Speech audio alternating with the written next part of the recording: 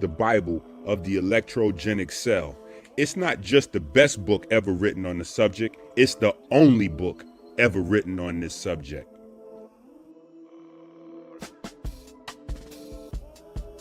Brought to you by supporters of Christ.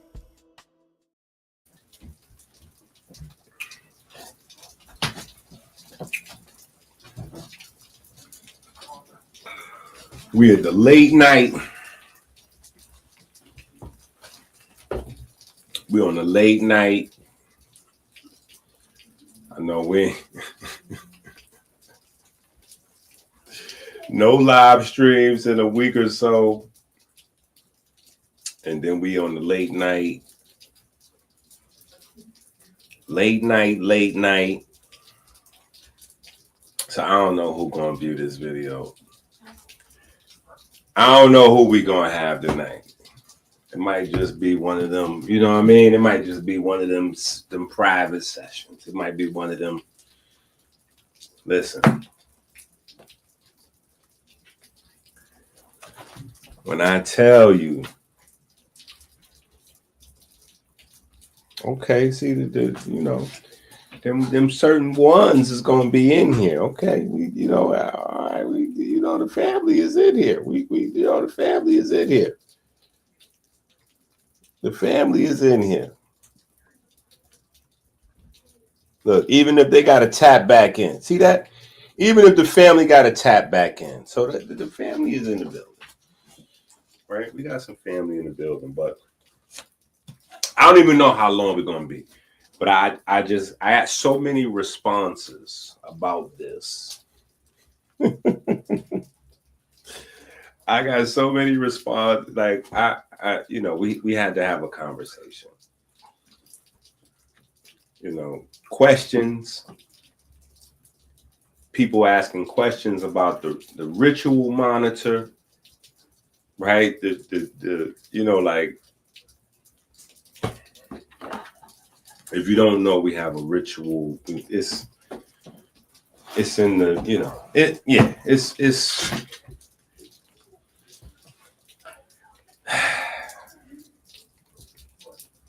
we got some work we've been working. We got some work we've been working. So we got some, you know, we got some different things. But I wanted to get to just answer some of the basics. Now, obviously, you could see the size of this book, right? You can see the size of this book. I honestly try to make this book as affordable as possible. This book should be $500. Seriously, this book has zero. When I say zero, this book has zero articles from scientific journals. There's none of that in there. This is all us. This is all us. This is all the research that we've been doing over the last, I want to say probably since maybe, I mean, I've been doing 30 years, but you know, like us, you know what I'm saying? I want to say probably since the Eat Right for Your Haplotype drop, right? So I want to say at least like 9 or 10 years, but condensed, you know, really condensed down to a really highly digestible format. A really highly digestible format.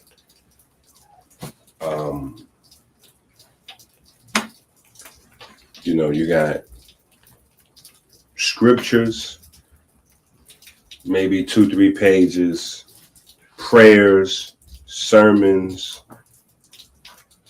stories, conversations, right? You have a wide variety. And the way it's designed is so that you can use repetition. You could use repetition and put large clumps of information into your brain like a computer. You can put large clumps of information into your brain, and as you go through it, you'll continuously get more out of it. You'll continuously get more out of it, right? These are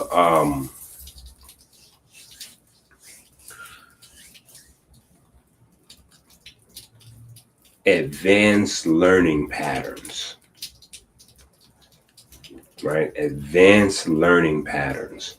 So you can put a block of information into your brain and have that continue to unfold so that, you know, it's like a flowering process. It's a flowering process. Now, of course, we're going to go in, we're going to still do what we do, right? We still going to do what we do. But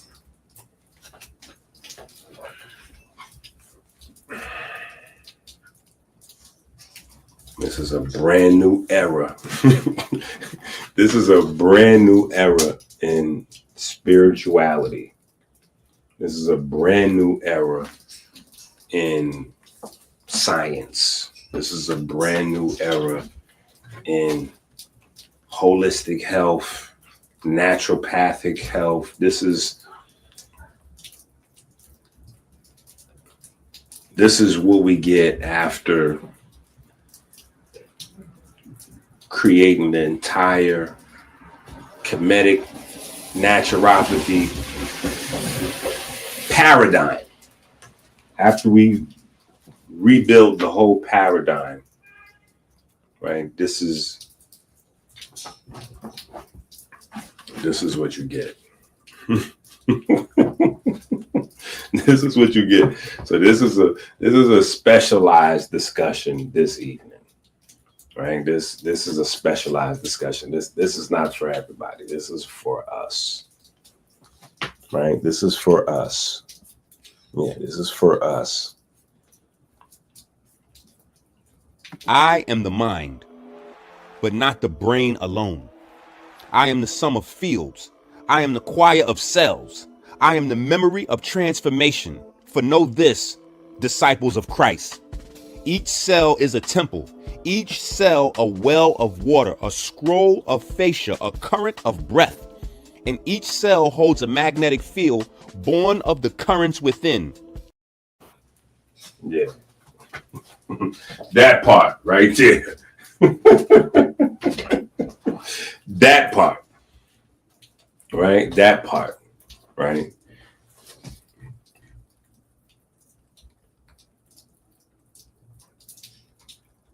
We have to speed up. You know, so people that have been with us for a while, you've heard me mention this a few times, right? You've heard me say a few times, and you know, it's just a byproduct of teaching, right? And if you're a teacher in school, you have a greater advantage than on YouTube, right? Or even Patreon, or just any public space, right? In a public space, and I got a super treat that I'm about to do for the Patreon. We're about to go through these visuals. I'm about to drop all these visuals on Patreon. But so what happens is this. When you're teaching, not lecturing, when you're teaching, you have to go at the speed, not at your speed, not at the speed at which you learn, or at the speed at which you're exploring, not even at the speed of the fastest people in the group. To be effective, you actually have to move at the pace of the slowest people in the group, right? You have to go at the pace of the slowest people in the group to get maximum comprehension levels. This is why a lot of people have had in their school experience, right? Some of the smarter children have developed behavior problems, right? because they're bored in class, right? They're bored, so they start messing around. They get distracted. They, nowadays they check it on their phone or whatever. Back in the days, they might, throw paper or, whatever, right? They're distracted. They got it already. The teacher explained it once or twice, boom, it was locked in. They didn't need, hand holding, coddling. They didn't need to hear it 15 times. They got it. Unfortunately, in any group, there's 2, 3, 5 of those. Out of 30, it's going to be, 2 to 5 of those. 25, 20 of them is going to be in the middle. 5 of them, you're going to have to change the diaper and bring them, it's going to be rough, right? So, that's kind of what we've been doing, especially with the books, even though the books have been fast paced. We've been really just going over certain things over and over again, even though we would hint or we would mention certain things, we wouldn't be able to really dive deeper into those things because it's just more of an advanced subject matter and we would need more context, right? But after we took our time and built out the whole new anatomy, like literally built out the whole, like Noah building the ark. Like think about that. Like Noah building the ark. Like literally Enki building the ark. You know what I'm saying? Like folks like, why are you doing that? What are you doing right there? That don't even make no sense. Why are you, what are you? Don't worry about it. I got this. You're going to need this. You're going to need this. You're going to need this, right? You're going to need this. It's we don't have, our system is not built the way you think, right? Now we have, from the highest level, confession. Statistically, the money, right? We got it. We spend more money than any other country in the world. More money than any other country in the world on every level of health. And we're the sickest country. And Black folks, we are the sickest people in the sickest country. That makes us the sickest people in the world. Do you understand that? Listen to what I'm saying. As a group, as Americans, white, Black, Spanish, Indian, you name it, with Chinese folk, whoever's here, you American? Yeah, Americans. As a group, as Americans, sickest people in the world. That's what that is. America, sickest country in the world. Black folks, you got it. We got the trophy. We're the best of the best, or the worst of the worst, however you want to see that, right? We're the creme de la creme of sickness. We're the sickest people in the sickest country in the world. I know. Nobody want to discuss that. That's not, but where we gonna discuss? Who's gonna, if we don't discuss that, who's gonna discuss that? Well, who are we waiting for to do that? Who's gonna do that? If we don't discuss this, who's gonna discuss this?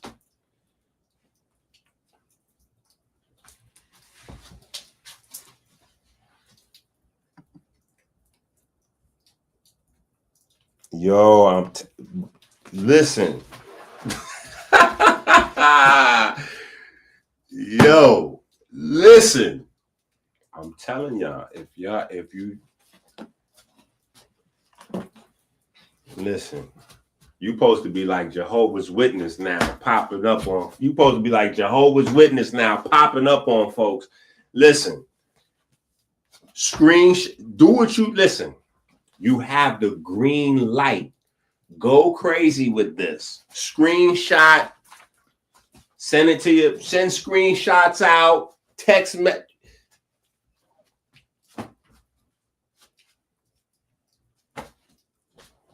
Go crazy.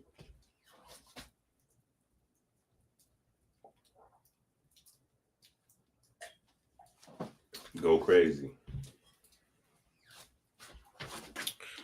Yeah, go crazy. I got a couple of little typos in there. But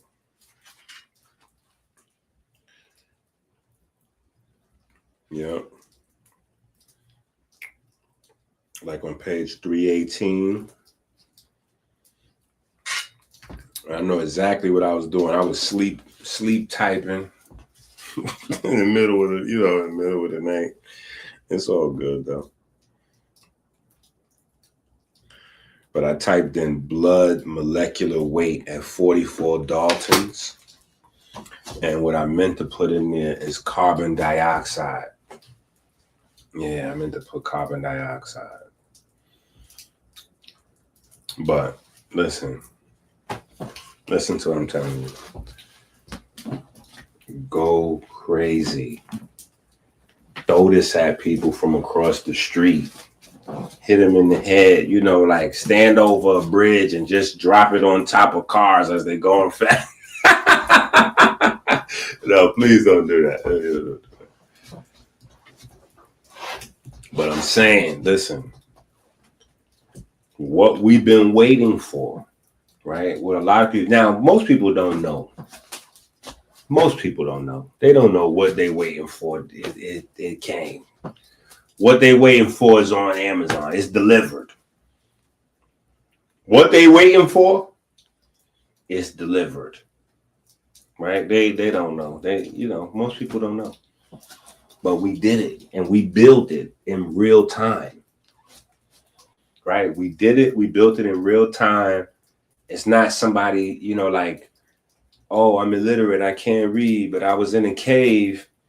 And while I was in a cave, an angel appeared to me and told me, like, no, that ain't that. That's not we didn't do that, right? We didn't go on a fiery mountain and come down with tablets that transformed into books. We didn't.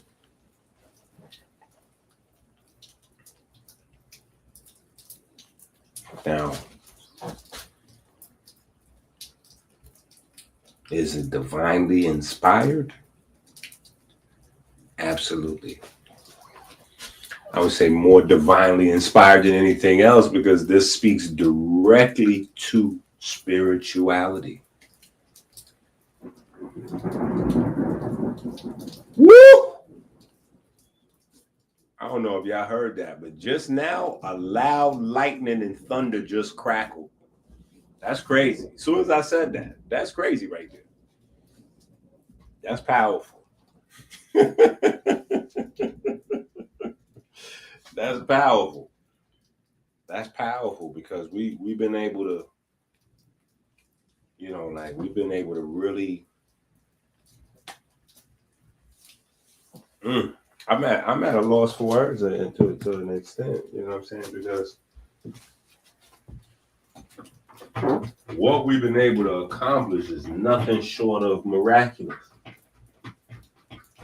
Nothing short of miraculous.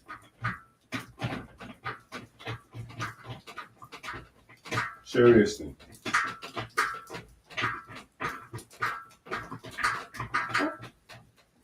Nothing short of miraculous. Think about this. It's just things that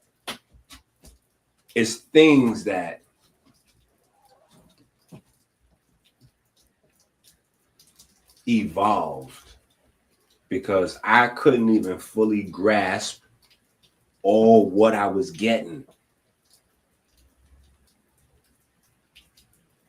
Right? I couldn't even fully grasp all what I was getting. Like the Trinity, you know, electricity, magnetism, and light. Right? Just simplicity, just, you know, simple, but profound implications. Right? Profound implications. Right?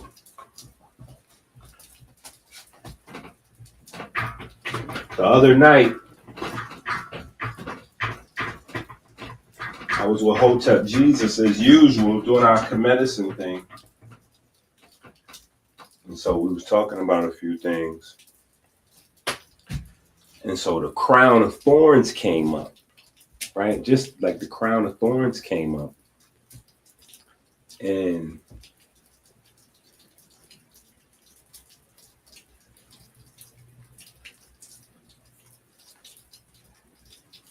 it's just all of these small things.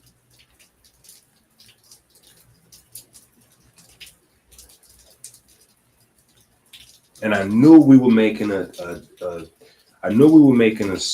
turn, right? When we got to a point with the diabetes, we had mapped out 13 different forms of diabetes, and you know, like put together a martial arts program for each one designed to,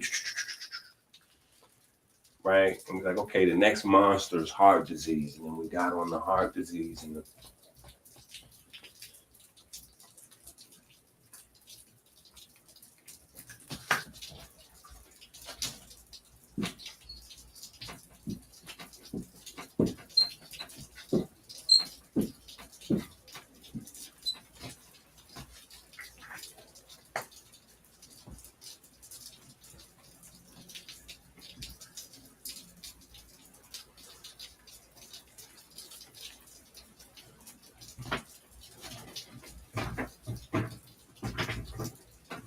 this right here, this right here,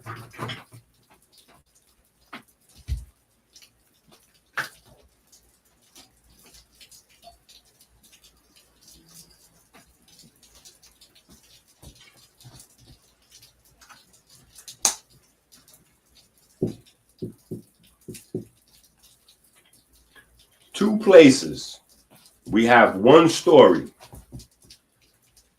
Listen to this. In two places, we have one story, right? In two places, we have one story. I think it's Genesis 2:7, right? And then I think it's Kemet.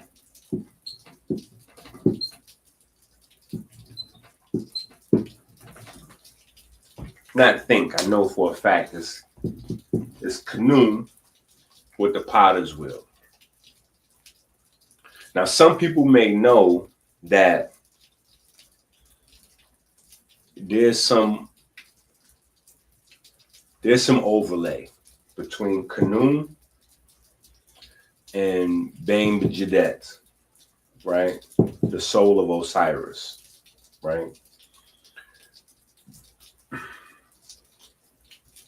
So, but that's neither here nor there, right? I just want y'all to understand, like this, where we at in this space, right? Where we at this intersection, right? And I just want to show y'all something that just exemplifies what I'm saying. Going back to Kemet, right? Going back to Kemet, going back to the Bible, right? Now, this is a story probably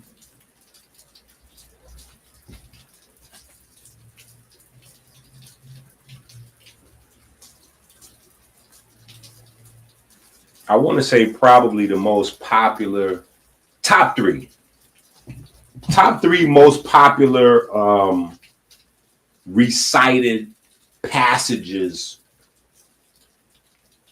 from the Bible all time. Top three, right? Top three. This compared to this, I'm going to say top three most controversial, right? Whenever people get into that,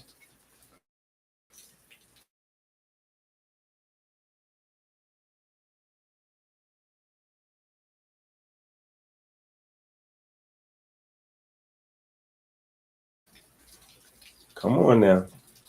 It's storming outside. So it's storming outside. So if it start getting crazy. Woo!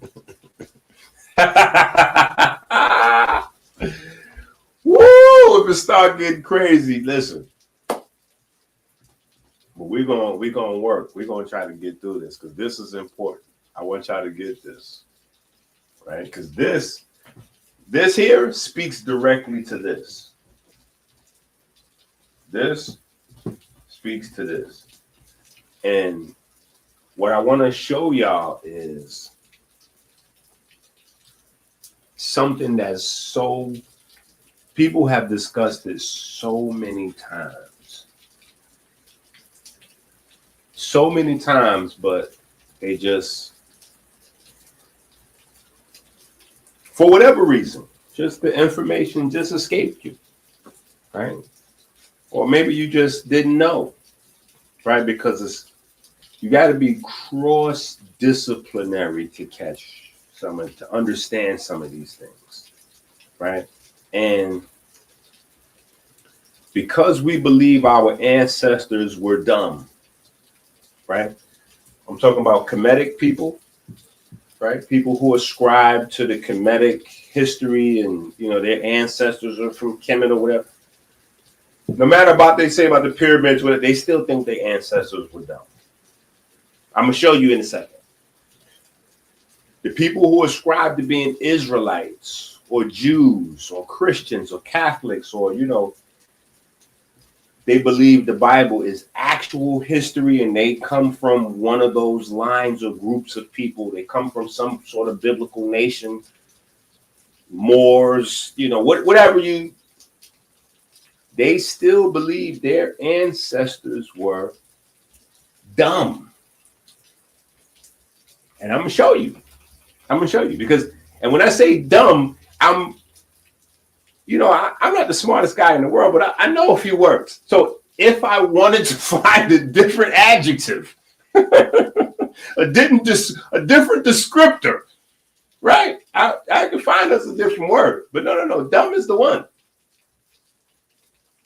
Dumb is the one, because in the Bible, you got folks that did some crazy miraculous stuff. And somehow the people today believe they're more intelligent than those folks. Even the people, and I'm talking about the people who believe these are historical folks. They believe somehow they're more intelligent than the, and when it comes to Kemet, we still have the actual monuments of math and like we still have the papyri, the monuments that, and somehow we believe that folks today walking around smarter than those folks, right? Somehow that's what we at with it. That's where we at with it. So I want to go through these stories real quick, and then I want to bring you back around to the truth as revealed to me. The truth as revealed to me, then the truth obviously I'm sharing with you guys, right? So let me get us a Google. Let me get us a Google. Let's get us a Google and see what we can do here. Okay. Yep. This is good. Let's get us. I like Bible Gateway. Because it's pretty accurate, and you can find like different versions of the Bible in it. It's a website in case you guys don't know, right? So we got us a Bible gateway here. Let's go on through this. Yeah, they trying to hit us with a little free video on the side. We want to get that off the screen. You see the word? Okay, good. All right. Thus the heavens and the earth will finish, and all the host of them. We're going to stroll down. Okay, let's get you off the screen, ma'am. Ma'am. We're going to get you right off the screen, ma'am. Right here.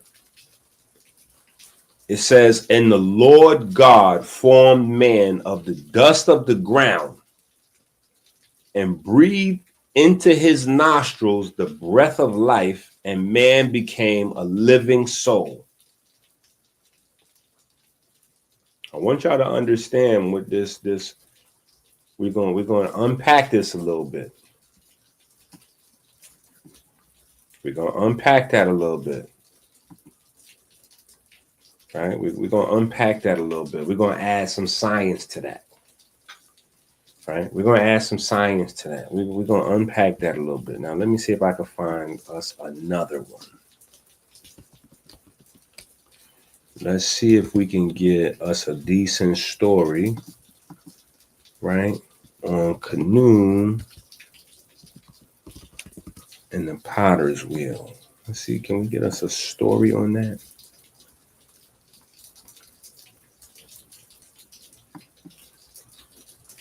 Can we get us a story on that? What we got here?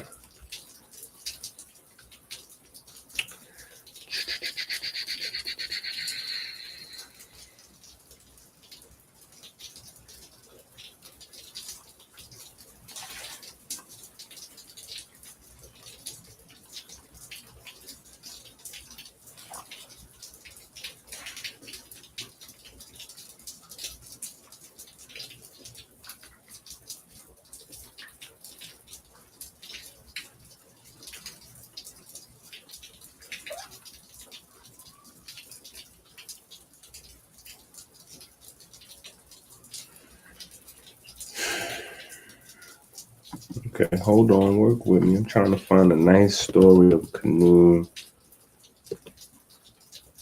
doing his thing here. Let's see if we can.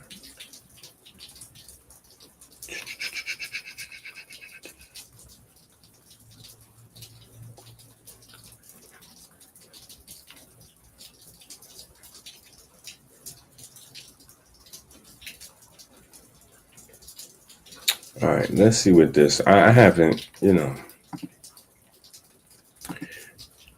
haven't read this page, but let's see what we can do over here. Let's see what we can do over here. Khnum has been worshipped early on in the ancient Egyptian history, from the first dynasty onwards. The island of Elephantine, at Aswan, where he formed a triad with two other goddesses. So we have Khnum involved in a trinity. Very interesting. Very interesting.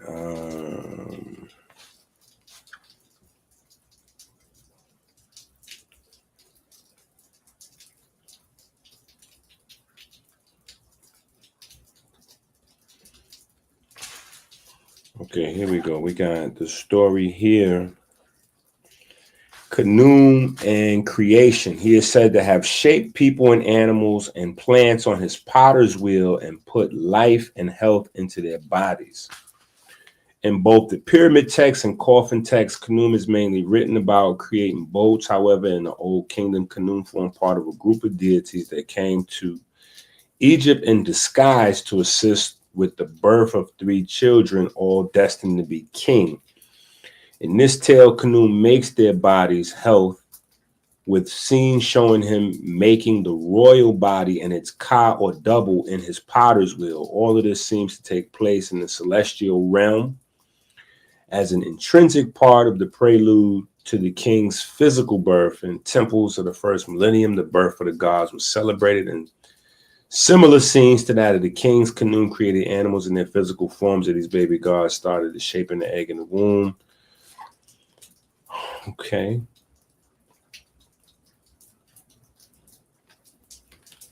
Okay, now here we go. Okay, so we have man here, and then we have the Ankh being pointed at man's head, right? We have the Ankh being pointed at man's head. Okay, I guess that's it for this page here. Let's see what we can find image-wise. What's this here? Okay.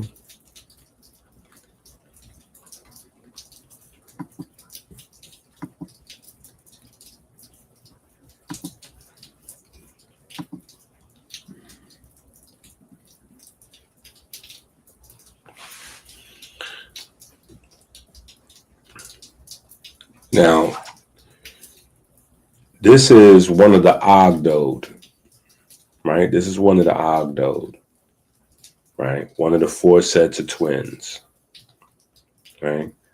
And this is the Ankh again, in both scenes being depicted as going to the nose. It's going to the nose, right? And the clay is obviously the precursor for where we get the dust of the ground, right? So we're talking about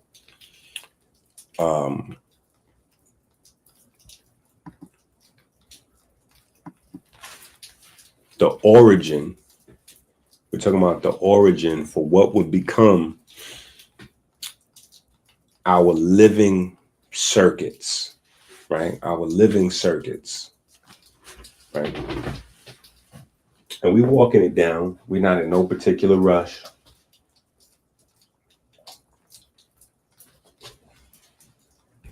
Right? We're walking it down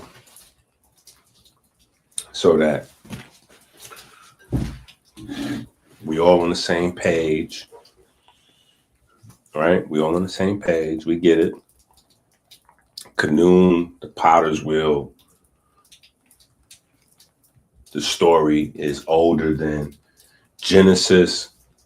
Obviously, the Genesis story is a retelling, right? For me, that's not a contentious point, because for me, the Bible is a Kemetic text, right? Which is why all the oldest manuscripts originate at Elephantine Island, the same place as Khnum, the Temple of Khnum. The oldest temple of Yahweh is the Temple of Khnum. So for me, and anyone else who deals with real world science, 2 + 2 is 4. The oldest temple of Yahweh is actually the Temple of Khnum. So it stands to reason that, right? But that's not where that's not the conversation. That's not what takes us here. Right? That's not what takes us here. Right? That's not where we need to attribute another level of intelligence to our ancestors, whether you ascribe to Kemetic ancestors or biblical ancestors, right? We need to attribute another level of intelligence, right? And here's where that comes in.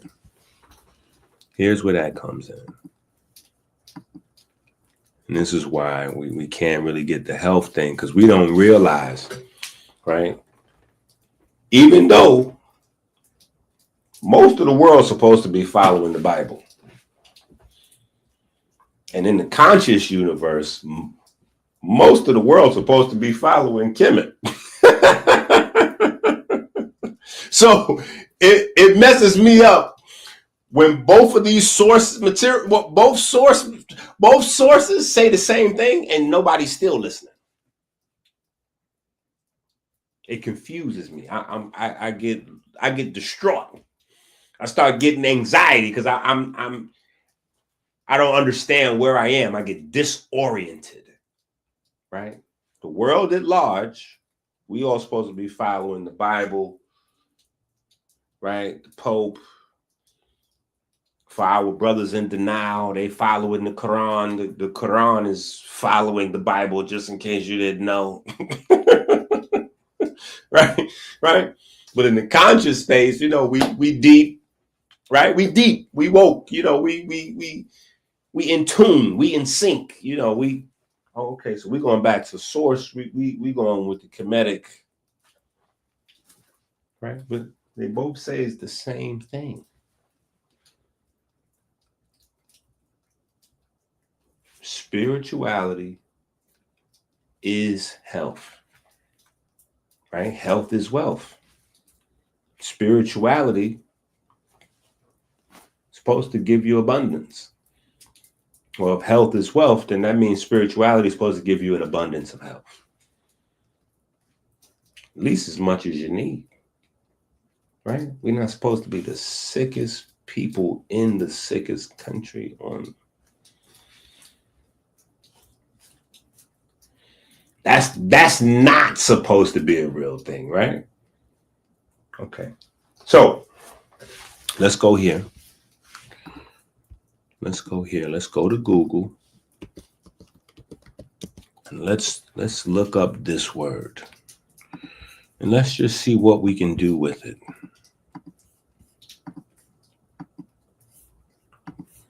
Let's look up this word and see what we can do with this. So I just typed in the word ground. That's it. I just typed in the word ground, right? I just typed in the word ground because here's the thing.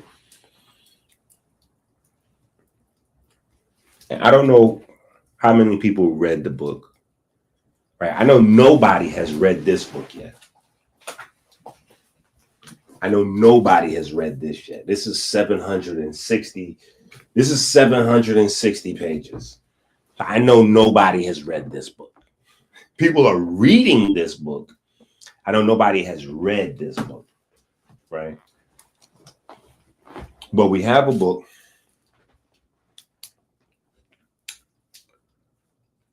about Atum and the primordial wave, right? We have a book about Atum and the primordial wave, right? As revealed to me, right? Because I realized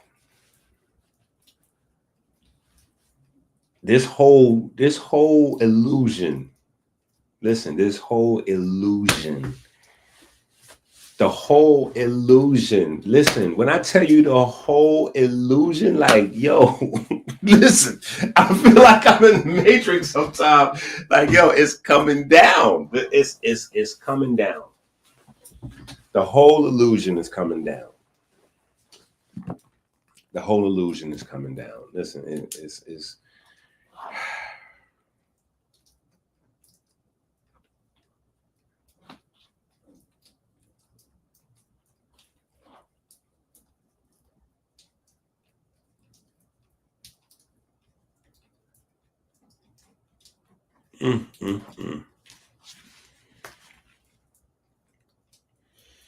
Yo, like, it's crazy.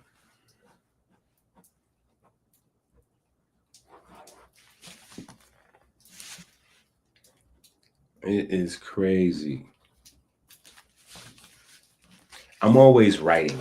So just, I'm always writing. That's how the books come. Because I'm always writing. It drives my children crazy because we'll be somewhere and I'll just start writing. Like we might be at a restaurant, we could be in a movie. I gotta lead them in the movie because I gotta go out to the concession stand where I could find some light.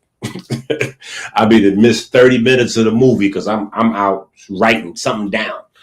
Like, Dad, where you was at? I was writing.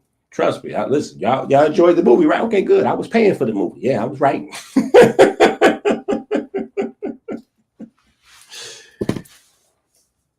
Listen, but I'm telling you, this whole illusion, right? It's about you.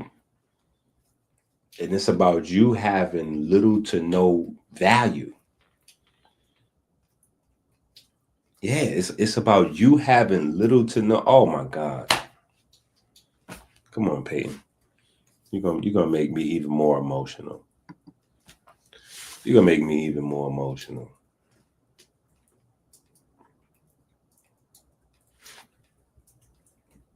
You're gonna make me even more emotional. I appreciate you more than words. But this whole illusion, listen, is based on.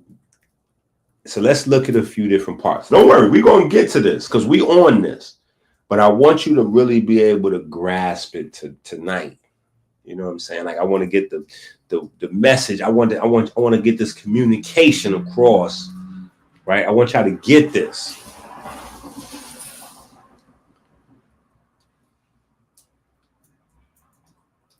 Now think about this. Just think about these things. Right? Most of the world is supposed to be somewhere in these paradigms. Right? Somewhere in these paradigms. But the word dirt has a negative connotation, right? You gotta get clean. You gotta get the dirt off you, right? You do dirt. It's like crime or grime or, to undercut or hurt, like dirty is a horrible word. Even though our scriptures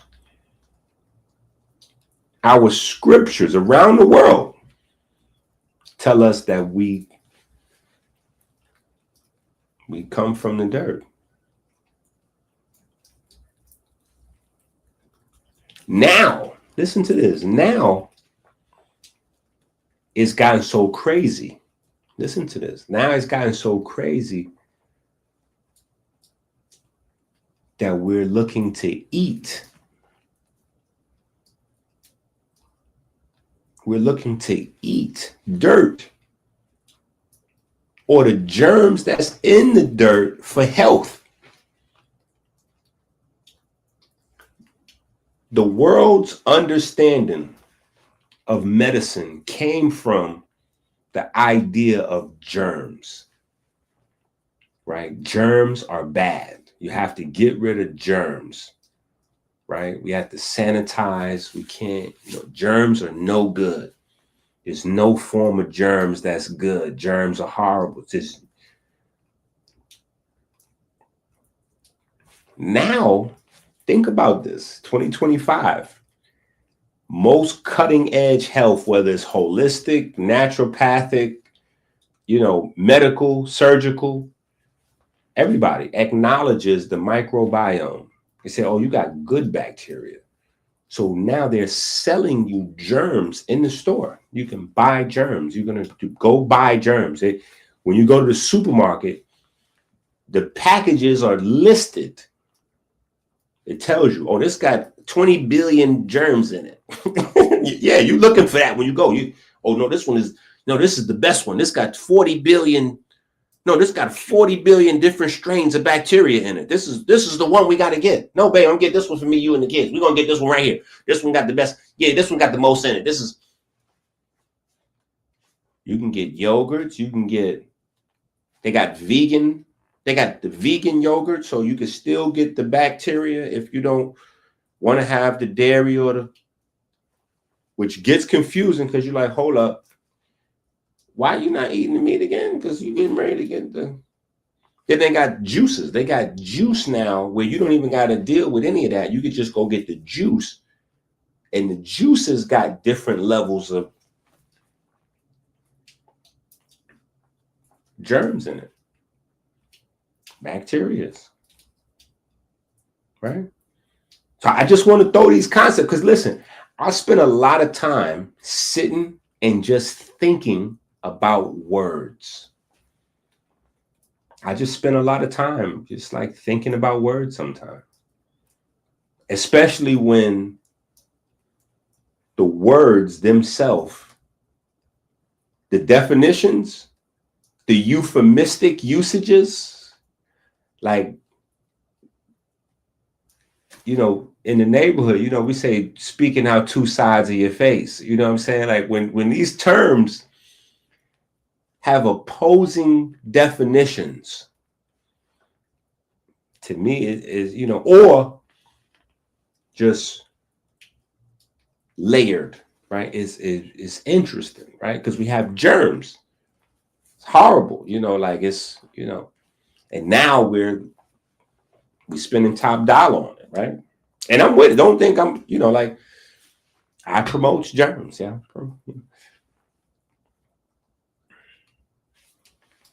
But our scripture says that we come from the dirt, right? And inside the dirt is all these little germs, right? And the germs is bad. And so science has created a lot of things, antibiotics, right? Antiviral, all that. Okay. On the flip side, outside of the scriptures, right? Science tells us that we come from germs. We come from germ cells. Our germ cells. Yeah, the germ cell. Germ cell. Very much like bacterial cells. Germ cells. Right? Very much like bacterial cells.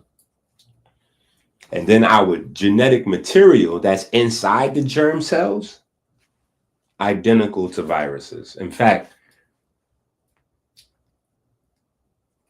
there's a certain percentage of everybody's DNA that's viral DNA.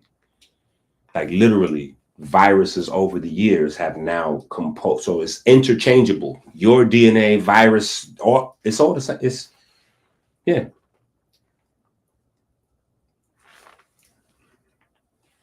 So you have to look at this language, right? And you got to, why is everything like it's devalued, it's dirt? But the scripture tells us, like, let's just assume, because I know some folks, you know, agnostic, atheists, let's just assume, let's just assume there's a world before people existed, right? And God is deciding,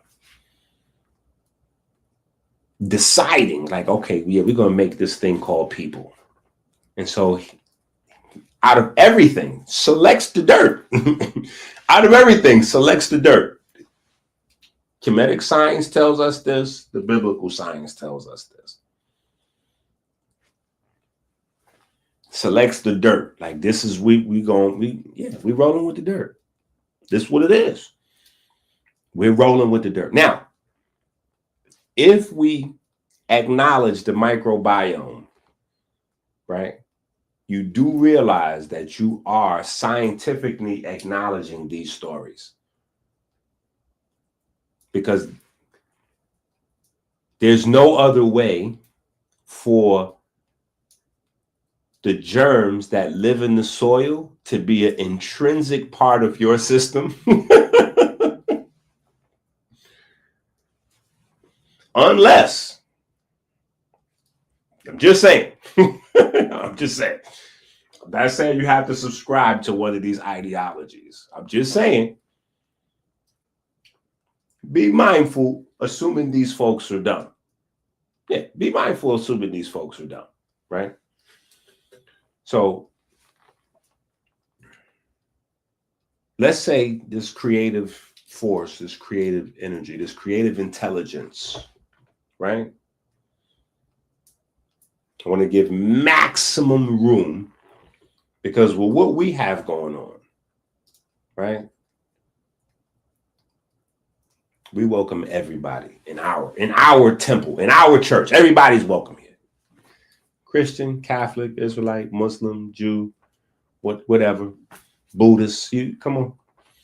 Because see, I've been doing this for so long. I know that everybody needs something else. Everybody needs something else. And they, in their pride, in their strength, will deny. They will say, oh no, as a practicing Muslim, I get everything I need from Islam. As a practicing Christian, I get everything I need from Jesus and from the church. And, like in their pride, they will say those things. Oh, I get everything I need from this.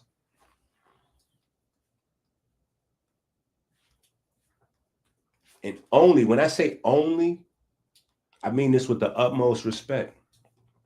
Only because of what I've been doing so long. I asked them, and it seems like I'm being facetious, but I'm not. It's just because I know otherwise.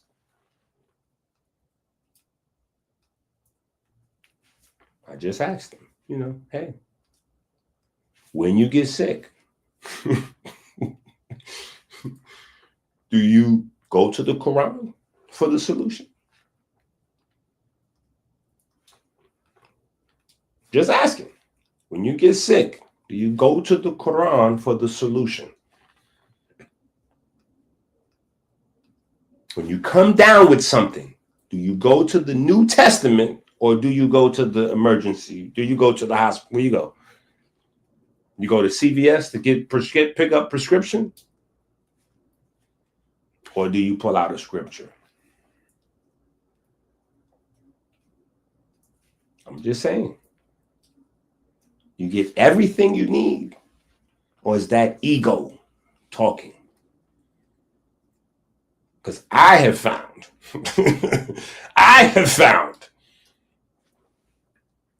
that everybody has something else that they're looking for. And because they don't think it's out there, they settle for what's close. Yeah, they just settle for what's close. Oh yeah, well no, this is what I'm gonna use. Yeah, this is the vehicle for my spirituality right here. We're gonna go with this. Right? We're gonna go with this. Because what I would imagine, it doesn't exist. So we're gonna go with this. This is the closest. Yeah, this is the closest thing. So over the years, everybody, no matter what hat they got on, right? The kufi, the yarmulke, yeah, right? The red, the black, and the green, right? The Ankh necklaces, Jesus pieces. Thank you, what you got? We had stage 3, what you got for that? Like, that's interesting. What you got for that? Yeah. Oh, I can always take an opportune moment to troll, even when no one else thinks it's funny.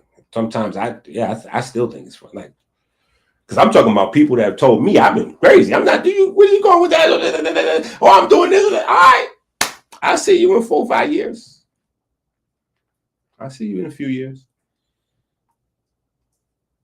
I'll see you in here. I'll see you in 10. I'll give you 10. I'll see you in 10.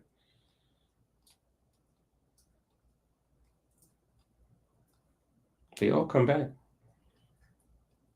And what you were saying about that?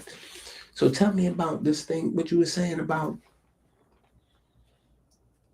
because the doctor said they couldn't help us with, so what was you saying that? That thing you was trying to break, what was you saying?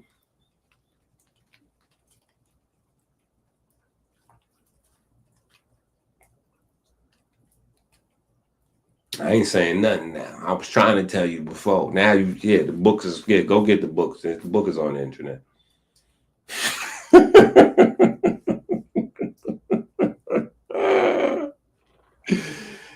Yeah.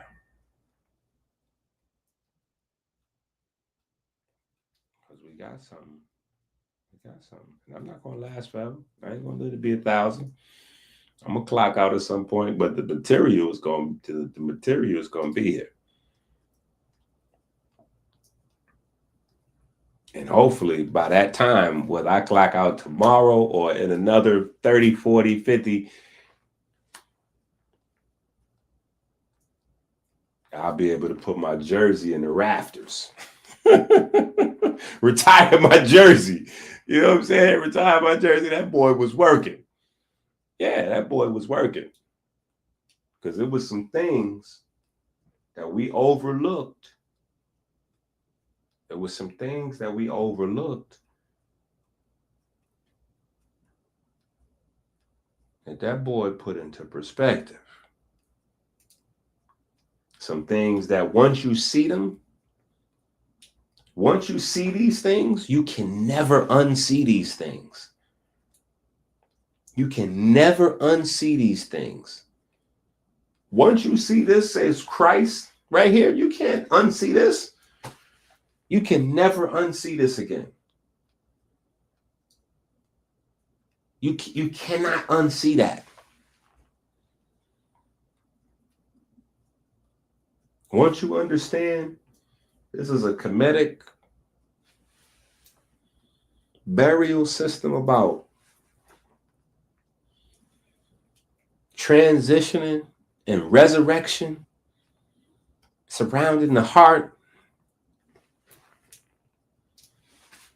you can't unsee this. And then you get this.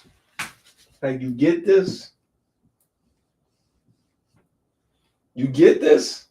Once you get this, like hold up, you get this. You get this. You get this. Wait, you get this. These 3 peaks. Hold on. You get these 3 peaks? Is this? And you know these 3 peaks is on the Giza Plateau? But also at the same time, it's beating in your chest. And you get the weighing of the heart ceremony. And you get the fact that the #1 killer today is heart disease. Come on now. You can't unsee these things. So that's why we here. Let me take this off the screen. Let's take this off the screen. I don't want to distract nobody. Let's not distract. Because that's not what we on just yet. We right here. Right? We're going to go here. Right? We're going to deal with this here. The solid surface of the earth. An area of land or sea used for a specific purpose. Prohibit or prevent from flying. Okay, let's see more. What we got here? Come on now.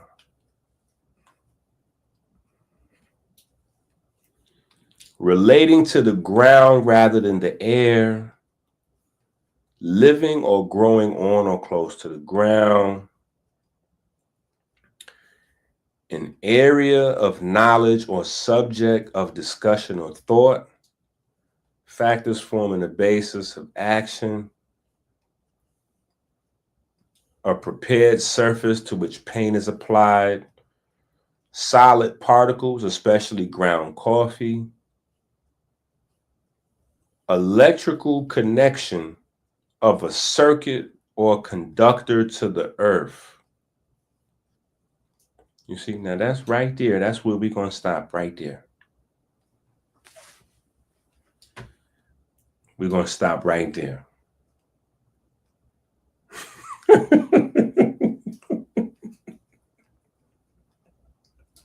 See, that's where we're going to stop right there. right? We're going to stop with the scientific definition.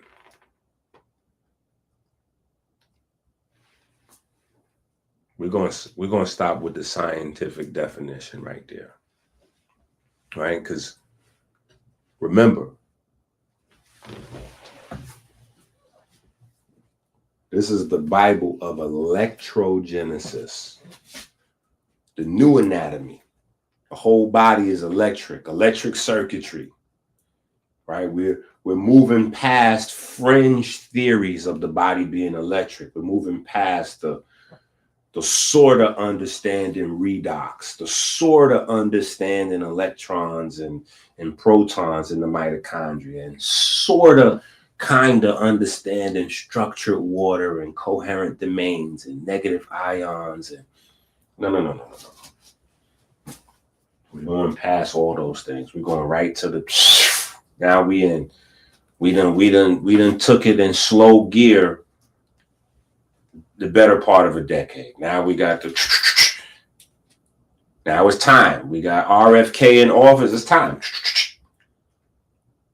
Because now at this point, if you don't get it, you never will. So we don't got to wait for you no more. Now you just in the way. See, before it might be like, well, you know what? It's just us teaching and we kind of like, now it's broadcast everywhere. Now the institution, now government saying, now if you don't get it now, it's over. You in the way. You just got to move out the way. Move out the way. Let us go on ahead and do what we're doing. This right here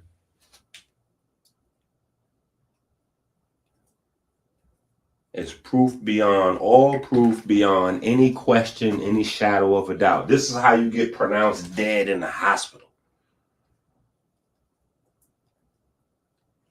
This is your electric signature. If you didn't know anything, this is it right here. This is why the heart has the strongest magnetic field in the body. And, you know, folks that went deep with, you know, heart coherence and heart map. Same folks that be on the internet talking correct. They done circled that back around somehow in the chakras and all kind of other foolishness. It's this. This is why there's cardiac melanocytes and the you know, we still investigating on what they're doing. It's this. It's the electric signal, right? So what does that have to do with this and with this, right? Okay.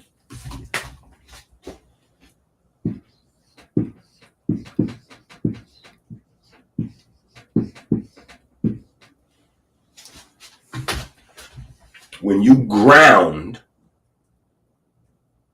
ground an electric current, so most people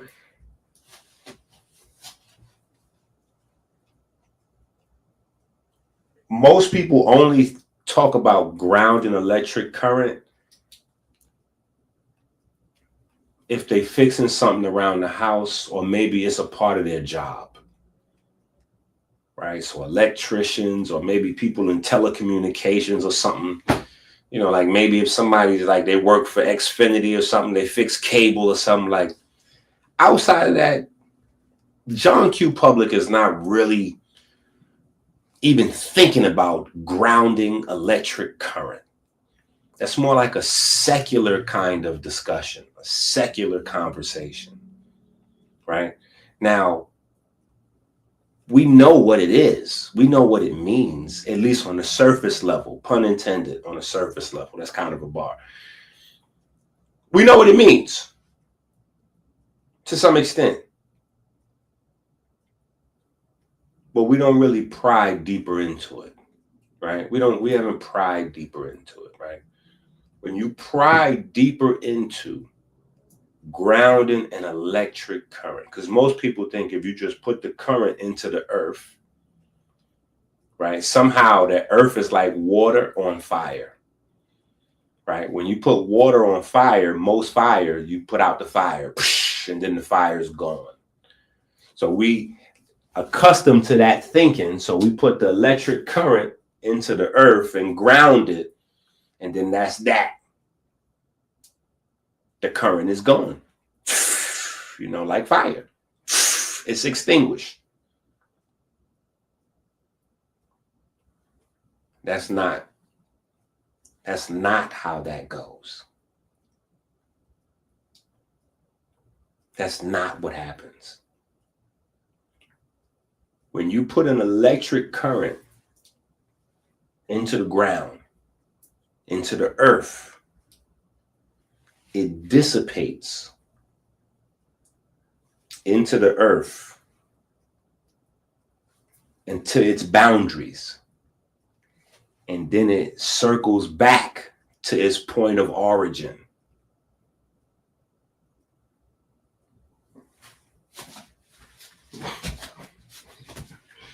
Is this what I'm saying?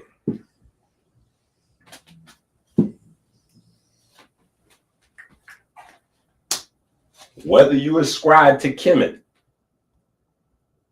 whether you ascribe to the Bible, what they were explaining in technical terms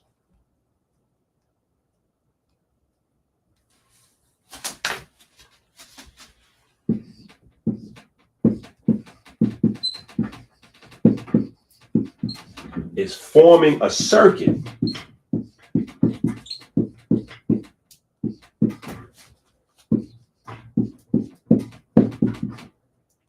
with the atmosphere.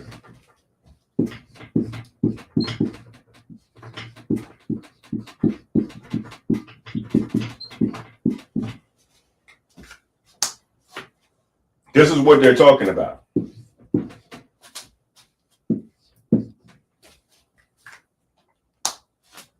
This is what this is describing. The act of creating the circuit. When we talk about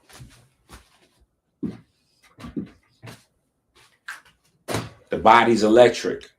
Okay, cool. What does that mean? See, nobody really went deeper in that conversation. This is why people now still sound crazy. Like, yo, I'm burning calories, I'm burning fat. If your body's electric, what make you think that you're burning things?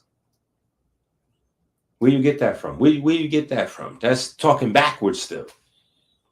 And it was cool to get the understanding and get to a point, but there's a certain point where we got to go, all right, cool. It's not okay to continue to use the wrong terminology, because now there's a point where it's a bridge where you can use the wrong terminology euphemistically so you can connect with who you're talking to. And it's like, oh yeah, okay, well, burn fat, you do this, you jog, you burn more calories than you consume so people can get the understanding. But there's a certain place after that primitive understanding is established where when you continue to use that terminology, you're now holding people back.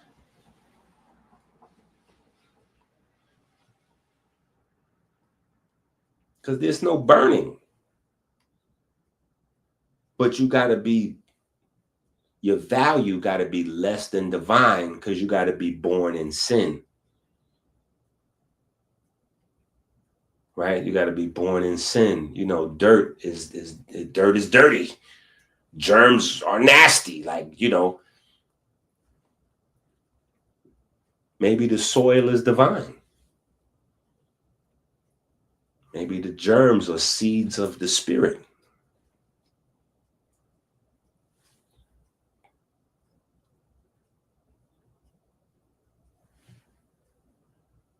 Yeah.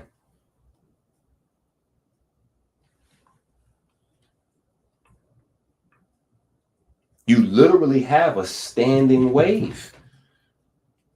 You have an electromagnetic signature that's unique. And because your body is built around this, it's built into the framework of your body. where you have a walk that's just your walk. Nobody else has the same walk. Nobody has the exact same frequency of their voice. Nobody has the same fingerprints as you do. Nobody. Even if you got a twin. Nobody has. Some people similar. Like people talk to my dad. My voice now has scared them because we sound so much alike, but it's not the same. It's unique. Because of this. Because that wave that's in your heart, this wave, this electric wave, this electric signature,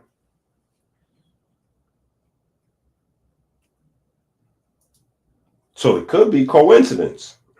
No, it could be coincidence. It could be coincidence that our body's electric and our oldest scriptures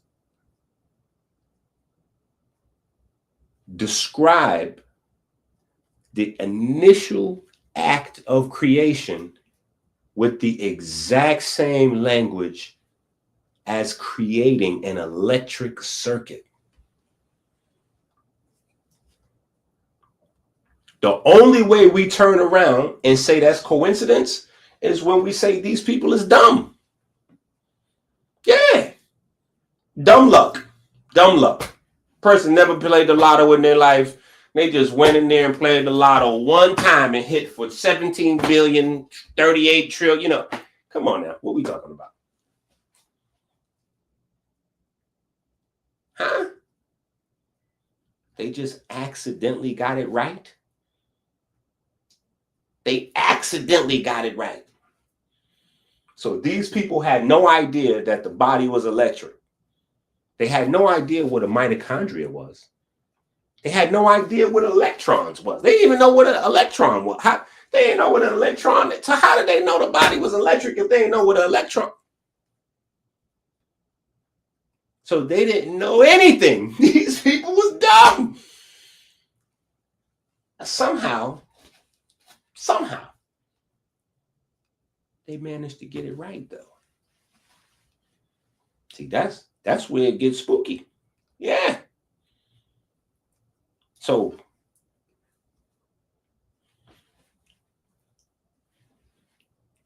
and then they got it right twice. Because this here happens thousands of years before this. This happens thousands of years before this. So how does that you know what kind of odds? Yeah. When you go to the hospital, they check this. This is what they check to see if you're alive. And when all else fails in the hospital, they bring out the machine. Clear! And see if they can hit you with an electric charge to get this thing to come back again.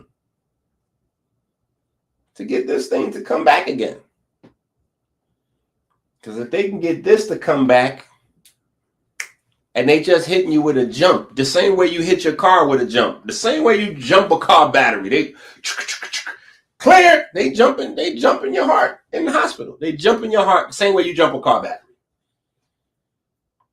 It's no different. Only thing different might be the amount of voltage they shoot. It's the same. It's no different. Same way you got the two sides, you got the black and the red, you put on one side the battery, the other side, they got the two. Yeah.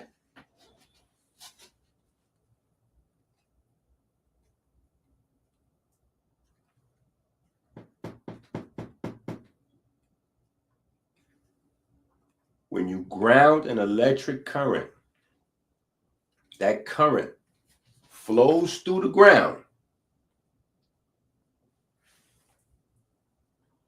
and comes back to where it originates and dissipates. So when you drop a current in the earth is huge. So it's not that the current disappears, but scatters so minute that it's gone. It's no longer a big dangerous current. The Earth is big enough to take 100 lightning strikes a second and distribute that into a point where it's nothing. It's good. It's good. It's going to come back as a coat of negative ions around the planet that we could just walk on barefoot and harness. We clean our system. Yeah.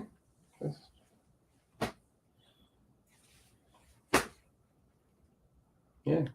It's going to make nitric oxide in the air so that the plants get nitrogen. Yeah.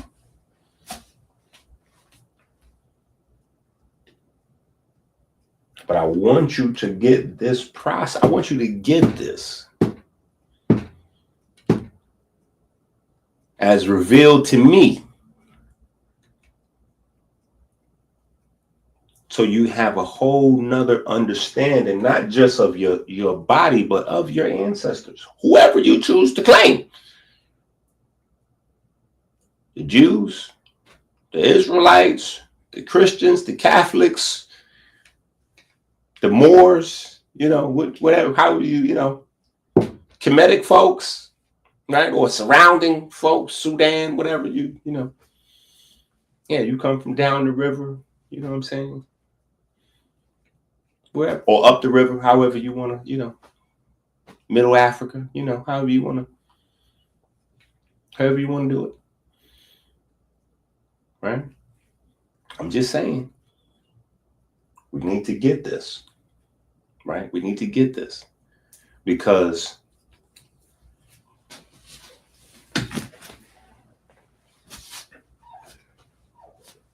let me show you. All right, let me show you something. Let's stay on this for a second. Let's stay on this for a second.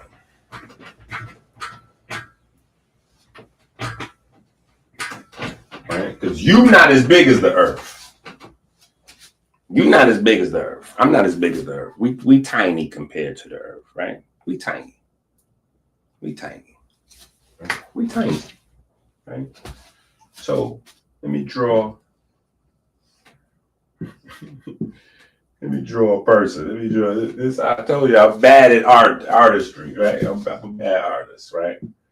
I'm better with my words, right?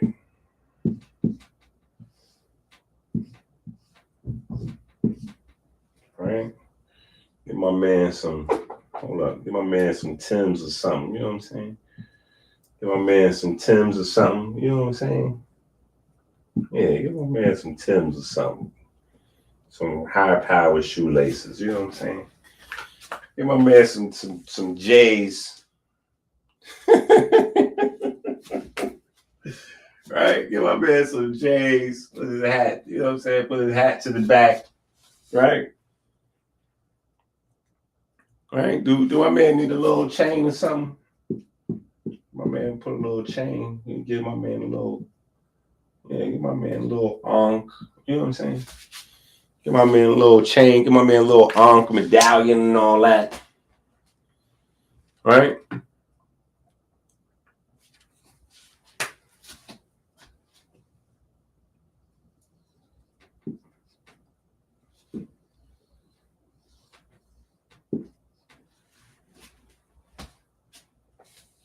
The current comes in,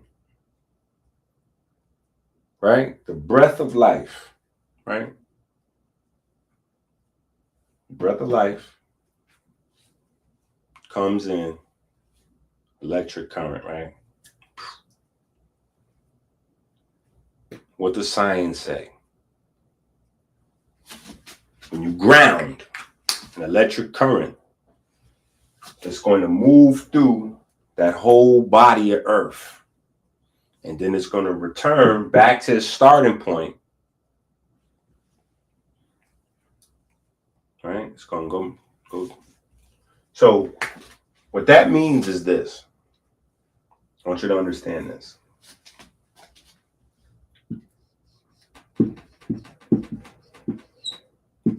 Neuro and bio neuro and biochemistry, right?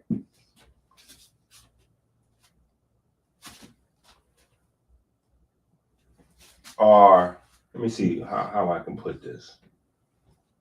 Neuro and biochemistry happens in between the 0 and the 1.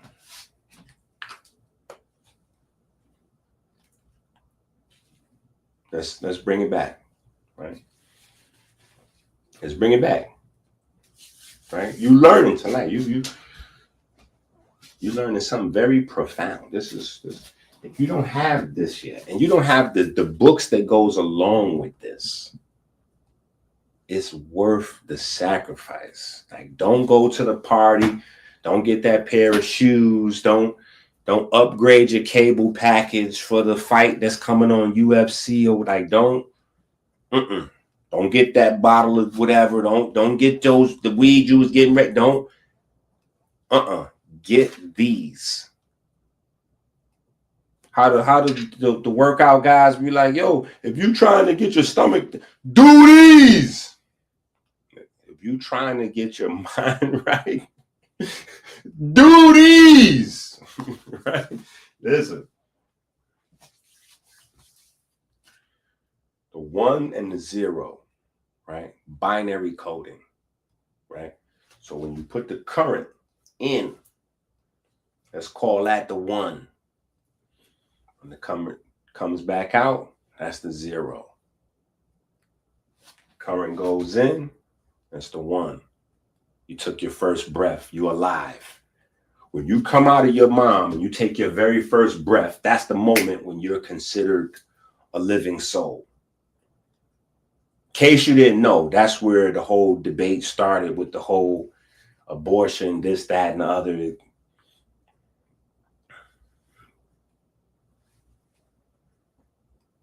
Because it's about taking the first breath.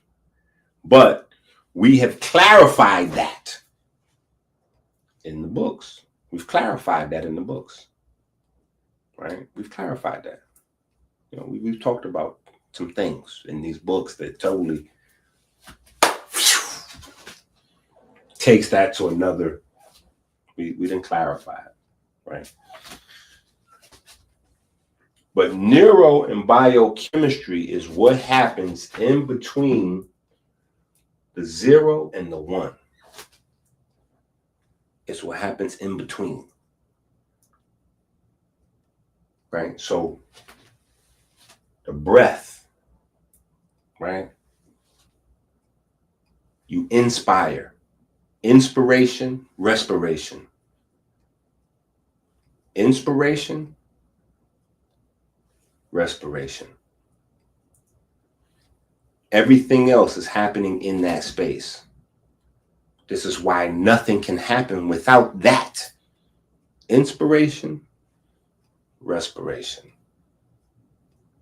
Inspiration, respiration. Everything else is happening in that space. There is no system that's operating outside that system. Everything happens in that space, in that pocket. And somehow them folks 2,000 years ago and 5,000 years ago, they already do that. From first dynasty, first tribe. From first tribes of Israel, for the first dynasty to the first tribe, they somehow they knew it.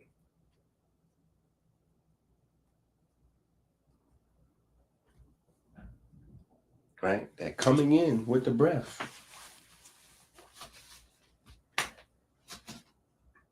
Right?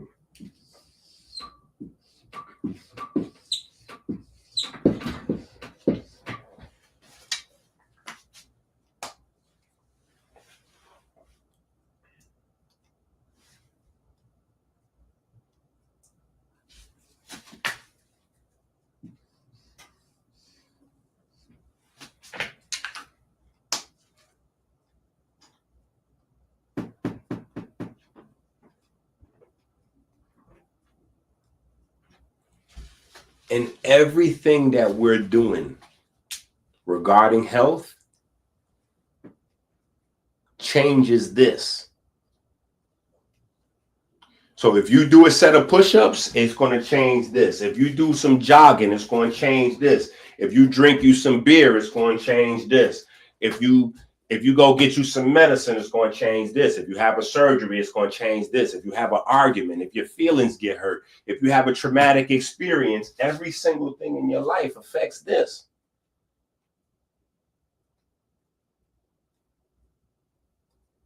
Every single thing in your life affects this. We can pinpoint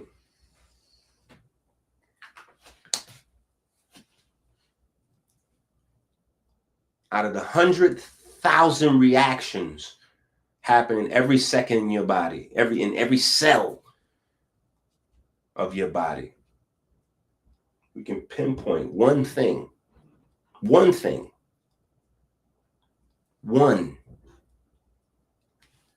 that tells you about everything else, because it's in control of everything else. Everything else is based on this. Everything else is based on this. The brain is not in charge. The brain is not in charge. The brain is not driving the car. The brain is not driving the car. Your heart is driving the car. Your heart is driving the car. And outside of your heart, the sun. The sun is driving the heart. The sun is driving the heart is driving the body. What's the medium? The medium is this electromagnetic wave here.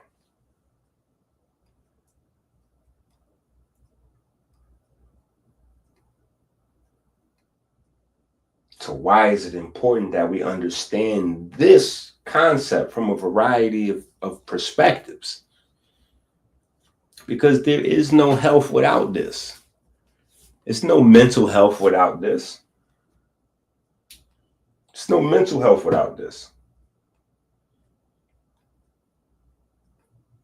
There's no physical health. There's no mental health. There's no, getting these. It's no muscular.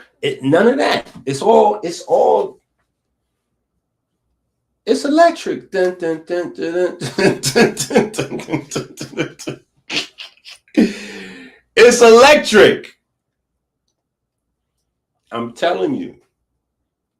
And we don't, it's not like, may say be rest in greatness. He ain't had much with it. He had that down packed though. He knew for a fact it's electric. Robert O. Becker, he ain't had much to go with it, but he knew it's electric. It was up to us, the future generations, to take it further. To take it further into the future. I was able to do it by going further back in the past. I was able to do it by going further back in the past. Yeah.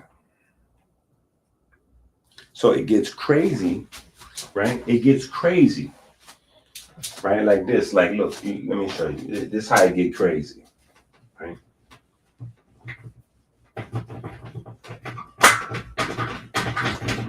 This is how it get crazy, right?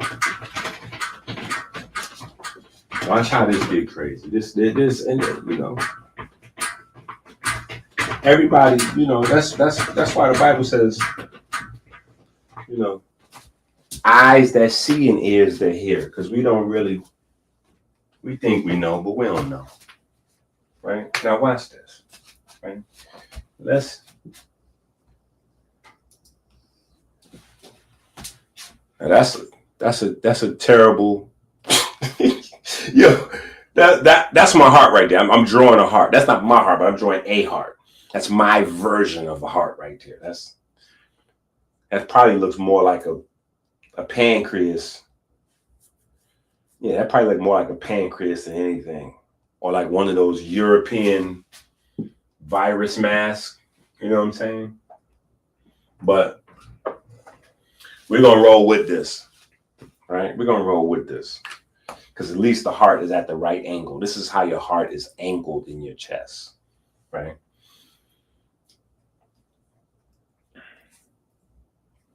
So now check this out, right? Because we talk about this, right? When we talk about Christ, right?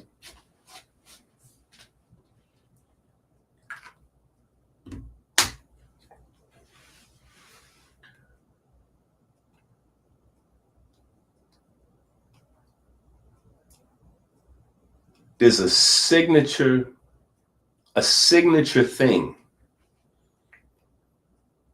right? It's like a signature thing. Like, you know, Jordan with the logo, like with the legs. Like if you see that logo, you go, that's Jordan. That's the Jordan logo, is the, you know, with the legs. You know what I'm saying? Even you imagine in your mind, when you see the logo, you imagine tongue out. Like you just, that's the signature. That's Mike. That's Mike. That's Jordan, you know, with the legs, dunking from the foul line, tongue out. Even though he wasn't the first, you know, he made it his. It's like that's the Jordan signature. So you see that, you go, oh yeah, that's Mike, right? So the New Testament has engraved into our mind this idea, this signature, you know, like Inky with the vest, like Inky with the blazer. This then become the signature Inky, you know, like, yeah, Inky with the glasses and the blazer. Yeah, that's, yeah, okay, that's, yeah. When I was black and Nobel, it was like Inky with the lab coat and the, oh yeah, that's the classic gray hoodie Lux, you know what I'm saying? Like that's, yeah.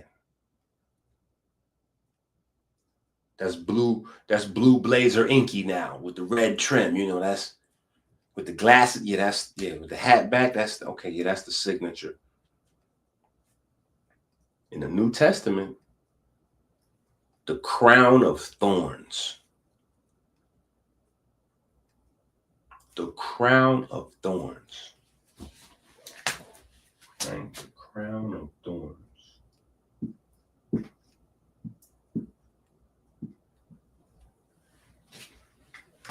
You know how long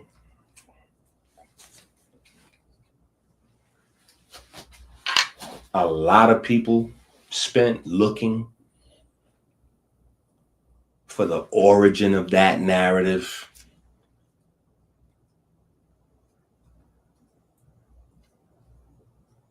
A long time.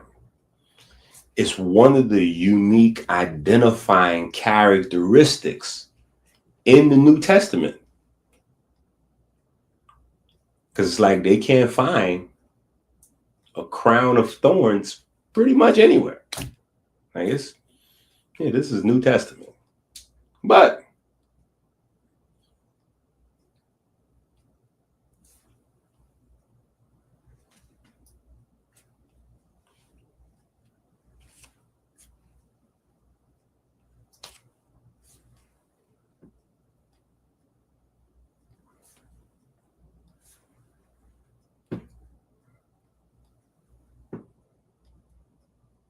yeah, that's where this comes from.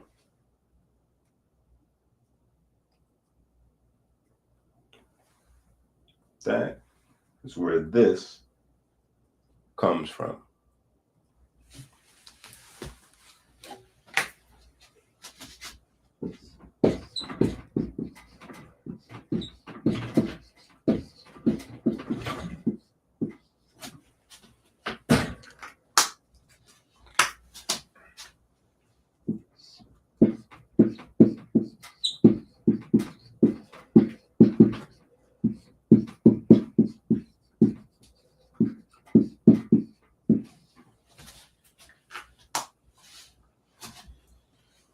Purkinje fibers or Purkinje filaments, quote unquote, discovered by this gentleman named Purkinje.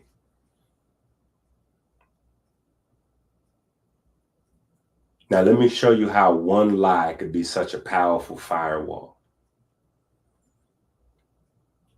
I'm going to show you how one lie could be a very powerful firewall. Just block you. One lie.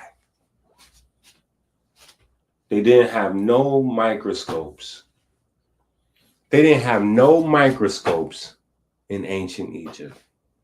So that immediately creates a timeline where no matter what, certain concepts can never go back to the ancient world. Because you have to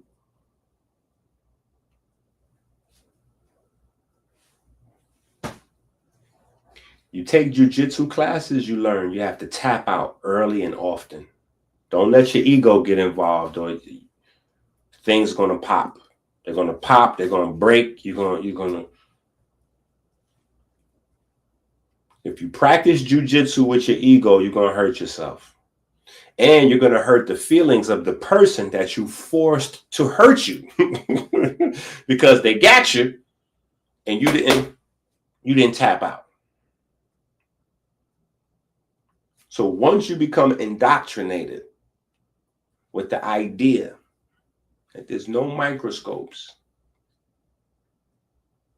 in ancient times,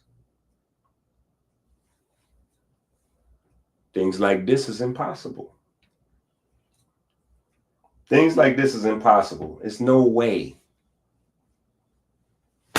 It's no way they could have saw these structures in the heart in ancient times. They didn't have no microscopes. So everything stops there. This is why we went through the Kemetic. We started, right? Trigonometry book, Rough Ash Law, Legend of Wusia book. If you don't have those books, go to Amazon, put them in your cart. You need those books. You need all of the workbooks. You need that collection.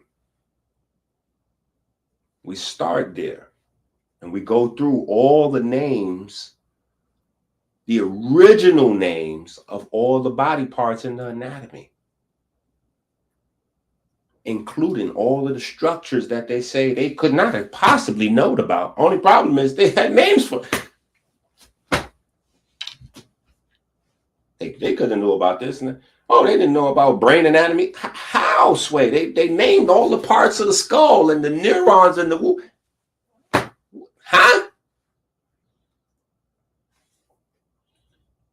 How? They had names for cerebral spinal fluid and... How? Did they not know? Of course they did. They wrote the original blueprints for the body. They even went as far as to put in stone the blueprint for how you design a microscope. No, they put it in stone so it can't erase. How you make a microscope.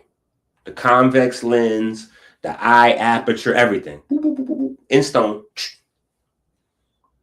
And inside the picture, exactly where the tray would go, where you would put the sample specimen, so under the convex lens could magnify it, they put a sperm cell. Yeah, they put a sperm cell. Anatomically correct, though, exactly what a sperm cell looks like under a magnifying glass, under a microscope. Because a magnifying glass ain't strong enough. It has to be a microscope. Not only that, they put the sign for magnification under this. So you super clear on what they're saying. They're saying we magnify. And they chose the sperm cell. Right? The significance of the sperm cell is that the sperm cell is the smallest cell in the human body. So what they're saying in that glyph is that here's how you make a microscope, and with this, we were able to see this. With this, we're showing you how to create and use a convex lens. With this, we were able to see this. Tag, you're it. Tag, you're it. Yeah. Here's what the smallest cell in the human body looks like. So that means we've seen all the others. No, we've seen all the cells in the human body. That's how we know this is the smallest one, because we've compared all the samples. We know which one is the smallest, and we're showing you, instead of us putting 1,000 different, trying to put 1,000 things on the wall. No, we're just going to put the smallest one. So we had the ability to magnify things at this size, so we could get the measurements and if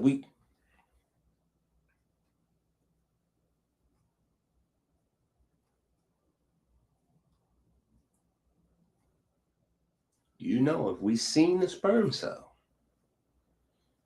we seen everything. We seen everything. And these fibers in the heart, these are 100 times bigger than a sperm cell. 50 times bigger than a sperm cell. These are way, compared to a sperm cell, these things here are huge. That create this electric cycle in your heart every beat. SA node, AV node around the heart and back. These are huge compared to a sperm cell. So if they seen the sperm cell, they absolutely seen this. And guess what? More than any other body part, they document this. Now, if you go look in the wrong place, you're not going to find it. Right? If you look in the medical papyri, because they go to medical papyri and go, look, no, they did a number of brain surgery, even though we had to dig a little deep to find the brain surgeries, because they tried to deny the brain surgery, and we found the brain surgery. Heart surgeries? They're going, no, there's no heart surgeries in the Edwin Smith papyrus and the Cahun papyri, the Ebers papyrus. There's no documentation of heart surgery at all. So you guys sit back. You gotta go,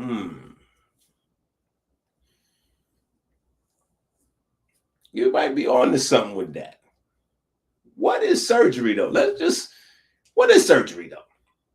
What is the nature of surgery? What is surgery?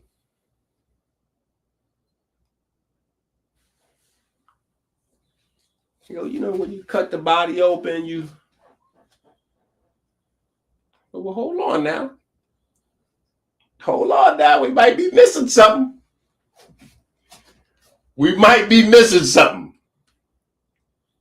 It's not in those papyri.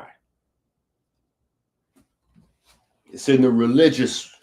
We got to go to the religious. See, that's why we're saying, folks that have health conversations, these health conversation folks not interested in God conversations. The folks that have God conversations, they're not interested in health conversations. But to get a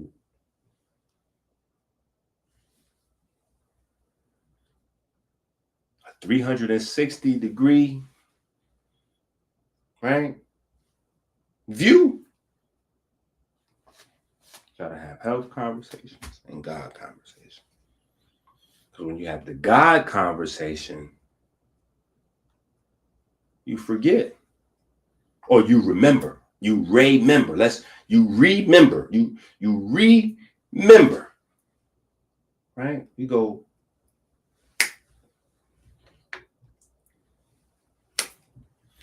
I forgot about that. I forgot they do the whole embalming thing. Yeah. I forgot they cut the body open.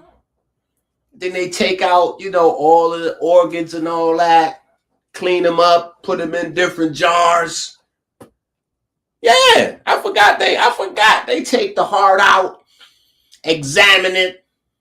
Yeah, I forgot that part. They take the heart out, examine it, clean it up, put it back in the body after they done cleaned and sanitized the whole body and neutralized every single virus and bacteria so they could preserve the body in pristine condition with the heart, with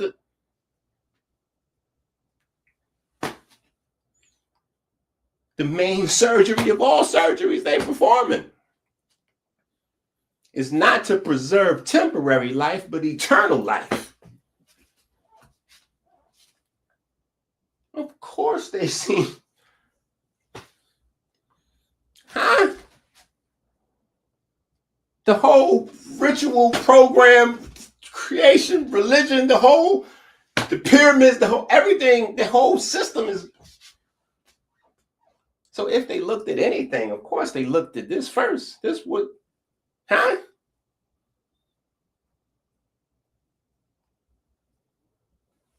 You see how God conversations, health conversations.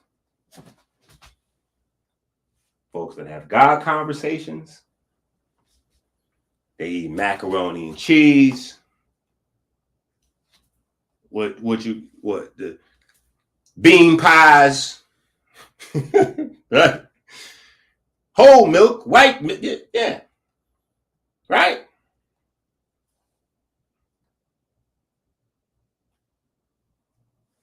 Just saying, right? They doing their halal, right? They would, whatever they kosher, right? That's it. God conversation, health conversation. Oh, they don't care about God. They don't barely even believe in God. Atheist, keto, vegan, paleo. Yo, we done made a religion out of every macro. In denial of source, right? We're going all carbs, right? You got the fruit folks. We go all carbs. Then you got the fat folks. No. We're not doing no carbs and no protein. We're just fat. We're just keto. We just all fat. Then you got the meat folks like, nah, we're not doing no carbs, no fat, no nothing. We just protein. We just eating meat. Right? We done made whole. So health folks, God folks. God folks ain't interested in the health folks. Health folks ain't interested in the God folks. Problem. Here's where the problem comes in at. When the God folks run into trouble, guess who the God folks go looking for? Listen, when the God folks get in trouble, they go looking for the health folks. When the God folks get in trouble, because they're not getting the blueprint at Juma, at Friday Muslim program, they're not getting the health blueprint. Saturday Sabbath, they're not getting the health blueprint. Sunday at church, they're not getting the health blueprint. So when the God folks get in trouble, they're going to find the health folks. They're not going to find their prophets or their scriptures. They're going to find the health folks. Now, guess what? When the health folks get in trouble, guess what they get ready to do? When the health folks get in trouble, they get ready to go find the God folks. Listen, I'm trying to tell you, it's the blind leading the blind. It's the misinformed teaching the uninformed. It's the misinformed teaching the uninformed. Blind leading the blind. Day-to-day life, the ego. I know it all. I don't want to hear that with Inky. I don't want to hear that, what he talking about. Come on now. Game 5 is coming up with Shay Gildress, you know. We heard 50 wife was at Diddy trial, you know, I don't want to hear that. I got money. Yeah, I'm getting money. I'm good. Crazy, I'm getting money. I'm good. Yeah, whatever happened, I got money. Crazy, I got good insurance. I got money. Oh, you know, I got money under the bed. I got money I got money. You crazy? Have you checked the stat sheets?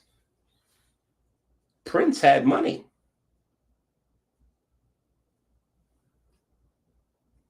Steve Jobs had money. Huh?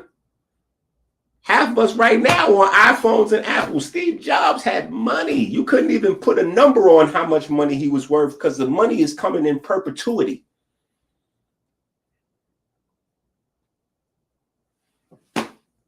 Michael Jackson, literally the only man that we will know in our time, had more money than the law would allow. Literally. He was at war with everybody trying to get his money. And what happened?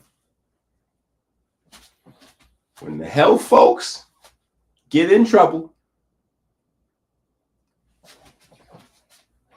they go start looking for the God folks. When the God folks get in trouble,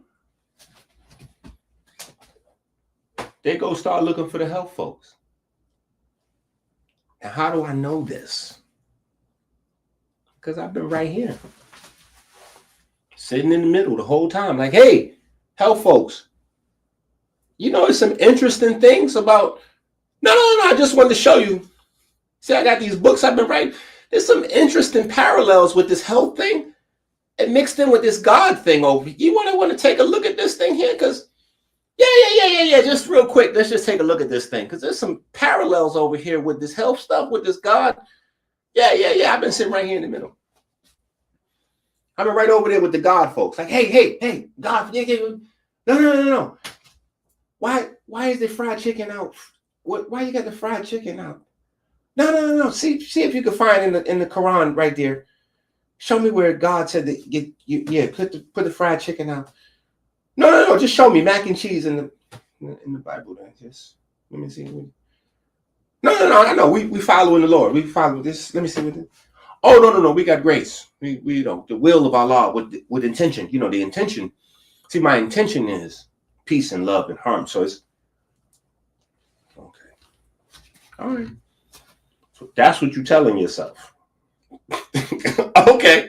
All right. Well, go ahead and have you do your thing. Do your thing.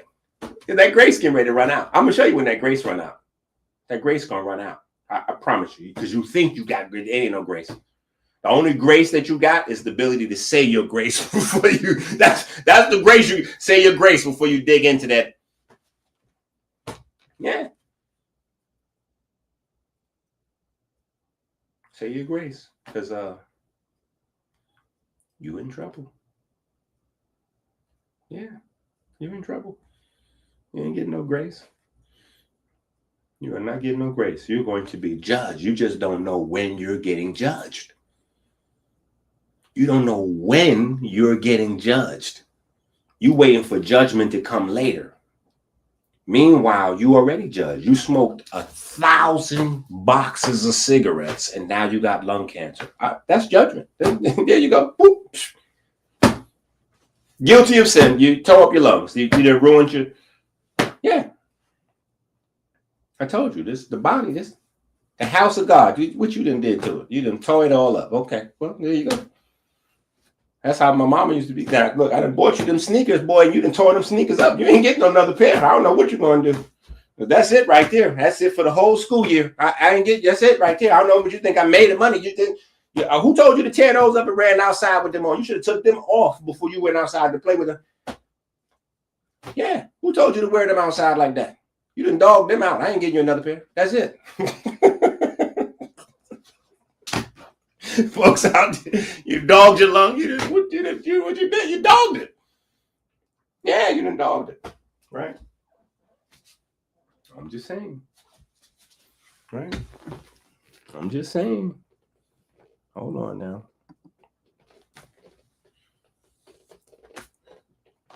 Shout out to Markel. Nah, trust me. The codex is so simple. The codex is a masterpiece because of the level of simplicity. A lot of people have said they struggle with the scientific articles that's in a lot of the books, but I had to put the scientific articles there to verify all of the things that we've been teaching over the years, right? We had to go through a process of verification, of justification, right? When we're saying certain things that people are not familiar with, we got to be able to go, okay, hold on. Here's what I'm saying. Here's what's revealed to me in the research, right? In my studies, in my experience, but then here's Western academia. Here you go. Boop. Here's Western academia. So you don't, so it's not. But with the codex, you got a lot of complicated, stuff, but it's set up in a way where it's in small bites. So even if you don't understand it as you going, the first time you see it, repetition is designed for repetition, right? You don't say a prayer one time. You say a prayer, right? It's repetition. And the more you say it over and over, the more you study it, the more you will learn. Yeah, the more you study it, the more you'll learn. So that's how these are designed. You know what I'm saying? For maximum digestibility. Some things you have to repeat.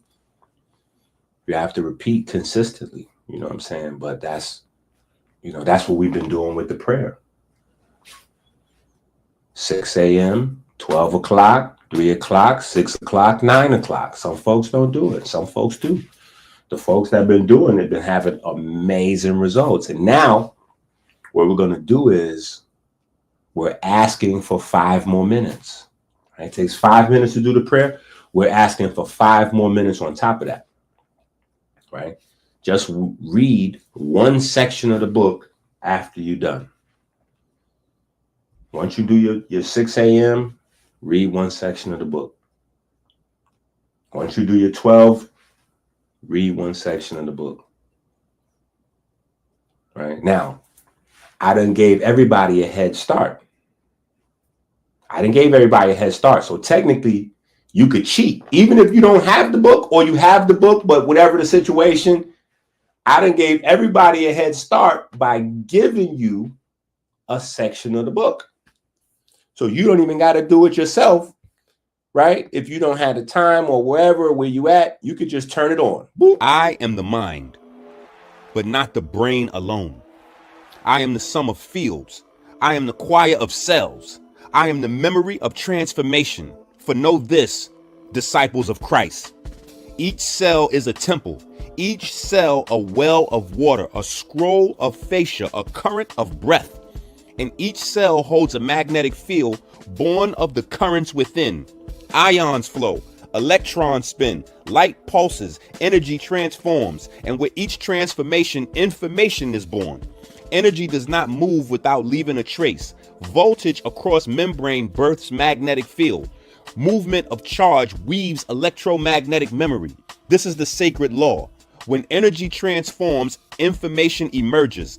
Every mitochondrial pulse a record, every ion channel flicker a signature, every breath a waveform written into flesh. Thus, the magnetic field of each cell holds this memory, not static, not frozen, but living, dynamic, coherent when the temple is tended, and the choir of these fields across trillions of cells constructs the mind. Your thoughts do not arise from neurons alone. They arise from the interaction of these fields. They are the symphony of your energy transformations. They are the song of your Christ wave as it echoes through your temple. The more coherent your cellular fields, the more clear your mind. The more chaotic your cellular fields, the more fogged your thought. Breath matters, for it orders the wave. Thus movement matters, for it aligns the field.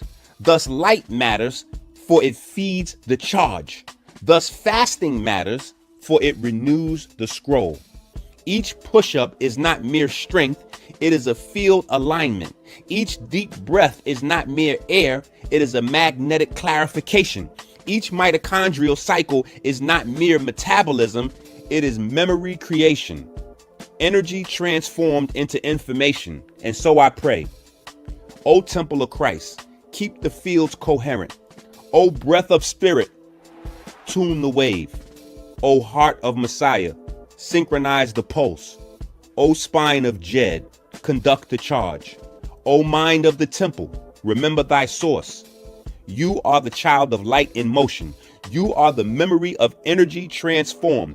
You are the song of fields made flesh. Tend the body that the mind may shine. Tend the mind that the temple may live.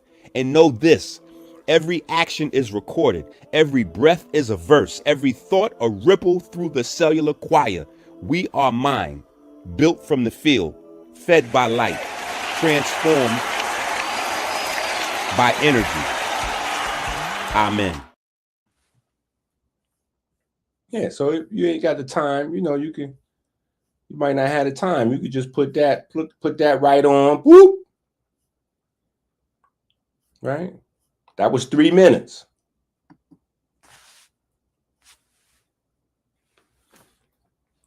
Appreciate y'all, man. Appreciate y'all, man. I just had to take a moment to appreciate the folks with the super chats.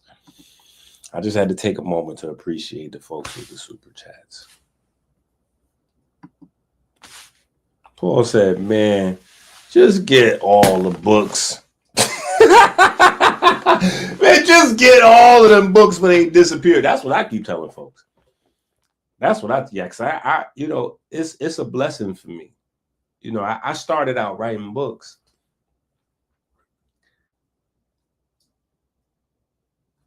Printing them myself. Like literally, double-sided printer in my house, printing the books, writing the books, printing the books, binding the books. Double-sided printer, glue, the big, commercial cutters, let the glue dry, then cut. And my house used to smell crazy. Imagine in a small apartment. It's a small apartment. Yeah. 3 bedrooms, but small. 3-bedroom apartment, tiny though. You know what I'm saying? Like tiny. This 3-bedroom apartments that's big. This is a tiny 3-bedroom apartment. And in the tiny living room, I got the glue station set up on a table right here. On the other side, I got the prints. There's no eating on no tables in here. You can't even eat on no tables because it's got print stuff everywhere. And then wherever it's not print stuff is wet books. Wet books. Because I got to have one printer that prints the double-sided pages that's going to be the book.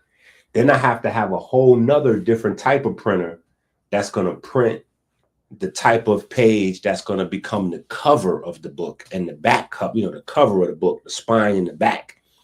That's a different type of paper, right? So I got to have 2 different printers. So the smell of the ink from both these printers was super toxic, right? Then I got to have the book binding glue.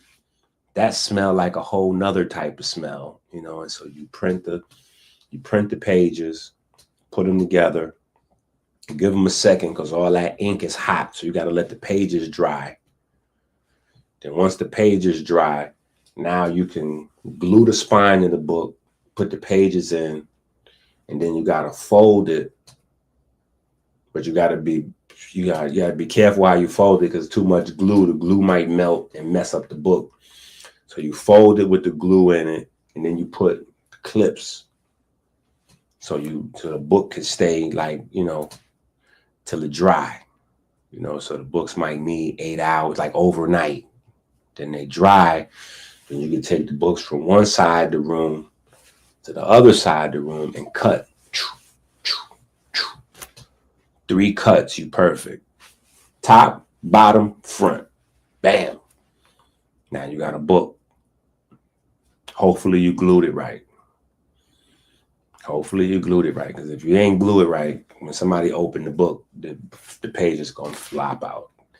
And they're going to flop out in a way that it can't fix. You got to do a whole nother book. You just wasted that. You just blew that work right there. So I came from that, doing my books like that. And I did that for years.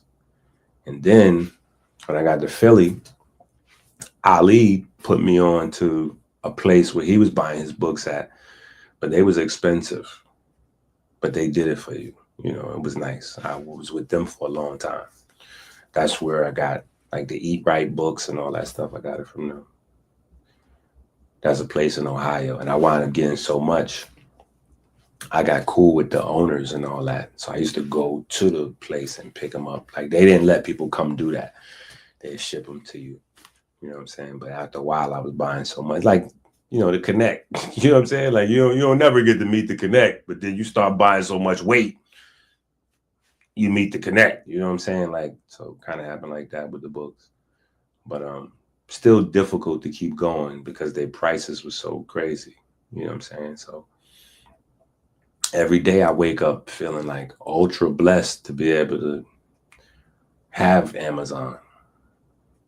Yeah. So that's where every day, that's why I be like, yo, get these books while you can get these books. Because every different other wave of books that I've for something happens, and then they're gone. People like, yo, you don't got these books that I don't even got copies. There's plenty of folks all over the place with books of mine that I don't have. You know what I'm saying? Like, yo, that's a whole wave.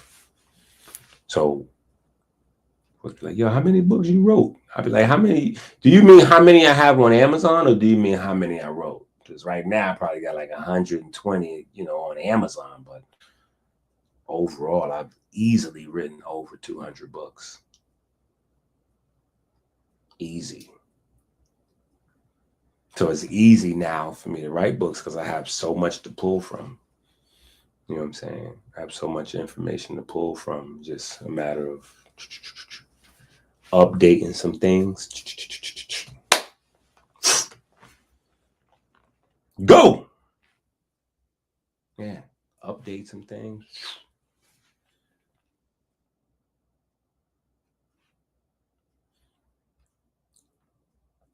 Yeah.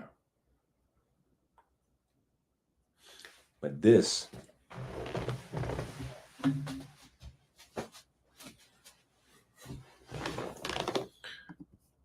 look at this.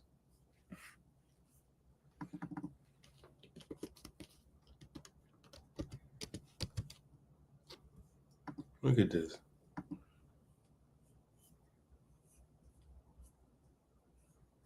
It's crazy right here. Let's see if I can find it. Where you can see it good in the tissue.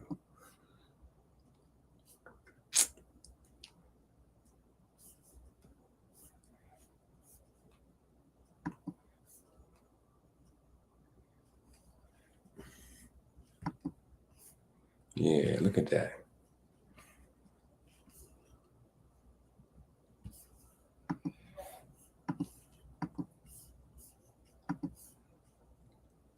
Look at that right there. Come on, that's crazy. That's crazy. Look at that. See how these branches off? Literally branches. Yeah. Now, if you understand the Kemetic art, right? So that's where you got to have the understanding. It might be a little leap for some people. You got to understand the Kemetic art. But if you just get the one thing, to me, it makes everything else click. If you get the standard of beauty, right? The standard of beauty in Kemet is literally the symbol of beauty. The standard of beauty is what is your symbol of beauty. Standard of beauty in America and Europe is skinny, skinny white ladies. Now they opened it up. So skinny, skinny black ladies, and anybody skinny, skinny, skinny is okay. Standard of beauty. Boop. Started out as skinny, skinny, skinny white ladies, but now it's expanded to just any types of skinny, skinny ladies. Yeah. In Kemet, that wasn't beauty. That wasn't the standard of beauty. The standard of beauty was the windpipe and the heart. The standard. That's why it's the word. That's the picture of the word. The word beautiful, Nefer, is the heart and the windpipe.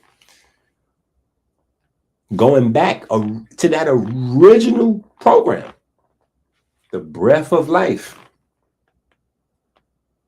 and the heartbeat and the electric signal. That's what beauty is. So obviously, if that's their standard of beauty, they was obviously checking it out. I mean, that's what we do today with our standard of beauty, right? We put it on magazines and we sell it all around. Yeah. We enjoy looking at what we consider to be beautiful. That's what it means. So it stands to reason that in Kemet, like, let's not put their standard above or beneath ours. In Kemet, the standard of beauty was the windpipe and the heart. That's what they did. The art. The art reflect the science. Because the art reflecting the science is what reflects the gods. Because the gods are the forces that animates the body. So when you admire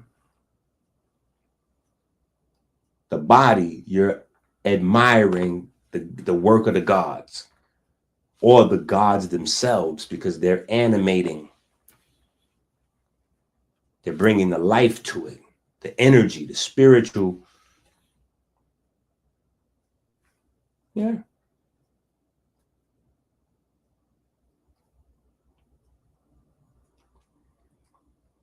So the standard of beauty was the windpipe and the heart. Of course they seen it. And of course, they will put a little drip on it. Yeah. Of course, they will put a little drip on it. Right? So the very first Christ, right? Or Christ, right? The very first man, God, man, king, right? In Kemet is Osiris. Asar, Usir, right? That's the story, right? Is, you got Atum, emerging from Noon, and then you got Shu and Tefnut and Geb and Nud, and you got all of the twins, and then it comes down to the terrestrial twins, the earthly babies, right? And it starts with them. Right? The earthly babies, it starts with them. That's Asar, a Set. Right? It starts with them. That's why the first kings, those are the Heru kings or the Horus kings, right? It starts with them. Right? So Asar, the first, he now becomes, him and his man's best friend, right? Man's best friend. Right? Where do you think that come from? Man's best friend, Anubis. Yeah, man's best friend, Anubis. Right? So Asar, Osiris, Anubis, they become the kings of the West, the mentally dead. Yeah. That's where all the dead folks is at that need resurrection in the West. Just so happens that we in the West, in the sickest country on earth. Man, what are the odds? What are the odds that Kemet said this is the land of the dead? That why you think we gotta have zombie discussion? See, why you think we gotta have like the zombie, like yo, Ink, you got the zombie, you got the zombie. Osborne, bro. Listen, the single most important thing about diabetes you gotta remember is, listen, matter of fact, when we get into Bentley, I'll explain it. Thank God Jimmy sent us this Bentley. Listen, wait. Ooh. Get us to the mansion. Get us to the mansion.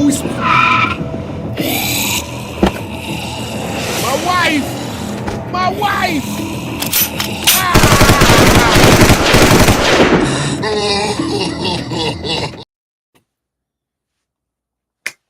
We gotta have some other conversations to bring it to life. We gotta bring it to life. You know, we gotta come with the science, and then we gotta come with the fiction. Not science fiction. We come with science and some fiction, right? Just a little bit, so you can digest the science a little bit easier. You can,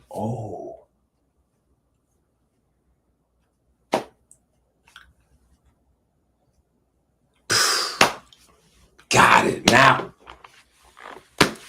Got it. Because see, what happens is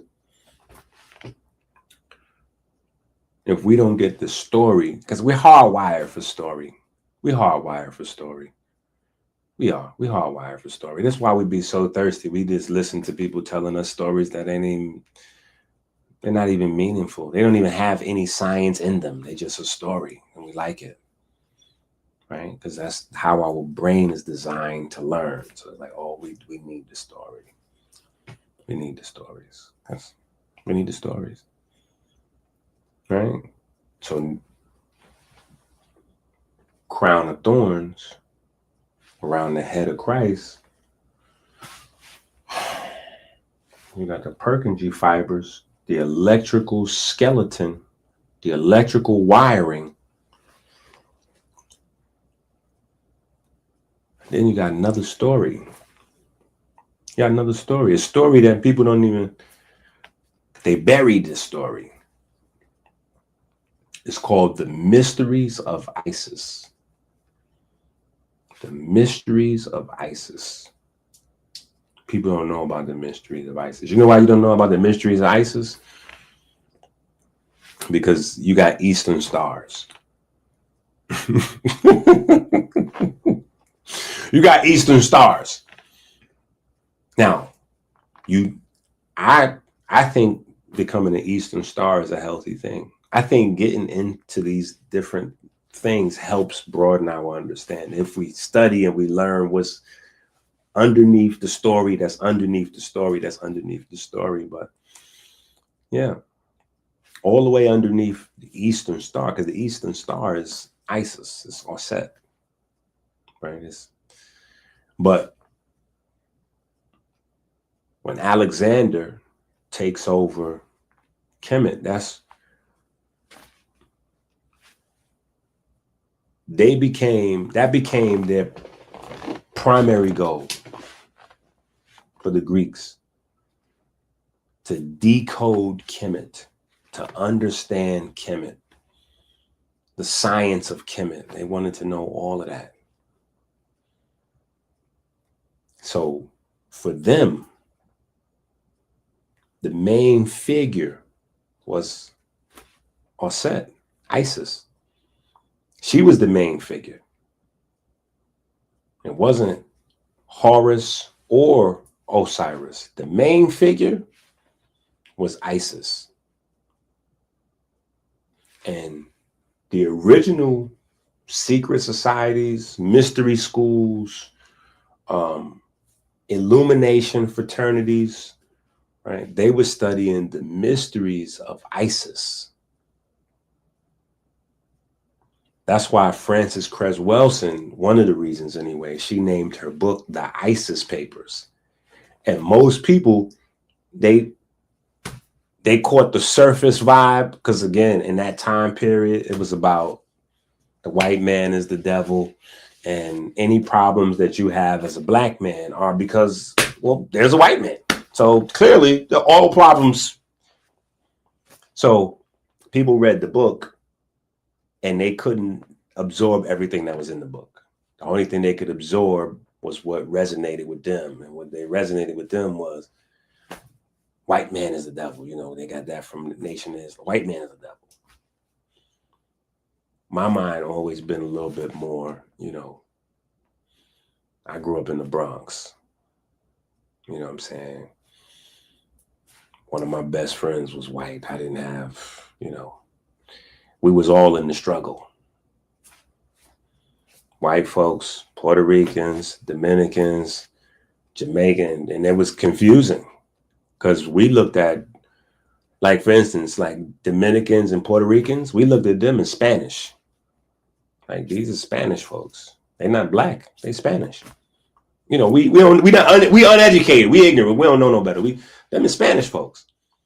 So watching Dominicans, black like me, with nappy hair, that speak fluent Spanish, barely know English, at war. I'm talking about they stabbing each other up, going crazy. Like this, it's oil and water. They at war with the Puerto Ricans. And Puerto Ricans is white. They got blonde, white people hair. Like, they white folks. You know what I'm saying? Like, you know, for external description, you know, these white folks. You know what I'm saying? The Dominicans, they black folks. But for us, they all foreigners. They Spanish. Right? So that ain't none of our business. But we watching them go to war. You know what I'm saying? And it's confusing for us because we're like, yo, why are these Spanish folks, like, what are y'all doing? Y'all are Spanish. How are y'all killing each other? Like, what are y'all doing? You know, we thought it was crazy. But I'm sure that's the same way they was looking at us, going at it with the Jamaicans or the, you know, like, that's, you know, black folks. You know what I'm saying? And the blacks was at war with the Haitians. You know, like, that's, they probably looking at us like, how y'all beating up the Africans and y'all, you know what I'm saying? Like, ain't y'all all black? Like, so, you know, it helped me to learn because of where I was at, you know what I'm saying? Faster than maybe other people would have learned. That maybe those things, you know, those ideas might be like dated. They're not aging well. You know what I'm saying? But yeah, so part of that ISIS papers, the ISIS thesis, you know, like, a part of that comes from the obsession with ISIS. And so these mystery schools become the founding fathers of the church. These mystery schools studying ISIS become the founding. See, because here's what happens. The original anthropomorphized trinity is Isis, Osiris, Horus, right? Or Heru, or Osset, or, you know, Asar and Osset, you know, like. But what happens is Horus is just being born, and, you know, Osiris gets killed. The only person that was like holding it down through the story was like, okay, so hold up. So she held it down. You know what I'm saying? Then when it was time to go to war with, you know, with her son, you know, like, yeah. So they looked at Isis as the, you know, and then she was the one with the magic, or at least, you know, she had some of it to, you know, to bring Horus, you know, like, yeah. So they was mysteries of Isis. And so that becomes a part of the narratives. So when today, you go on the internet, it's always somebody. They're comparing Jesus to Horus, or they're comparing Jesus to Osiris, right? I'm not saying the comparisons are off or whatever the case may be. I'm not having that conversation. But what I'm saying is, if you get caught in either of those comparisons, you're going to miss the big picture. Because the big picture is the thing that the feminists, you know, the feminists is on something, but they don't know what they on, because they lost with they lesbian, you know, they off, but they got, like, yo, where is the woman in this program? What happened to the woman? Where's the woman? right? How did they get the Father, the Son, and the Holy Ghost? Like, no. It's a Father and it's a Son. That means it's a woman. You know, what we doing? Wife, baby mama, something. But it got to be, where's you know what I'm saying? Like, where's the woman at in this program? The whore, Mary. You know, no. There's a woman in the program, but the woman, the early church fathers, they part of secret society. They took oaths, right? So the oaths is, you know,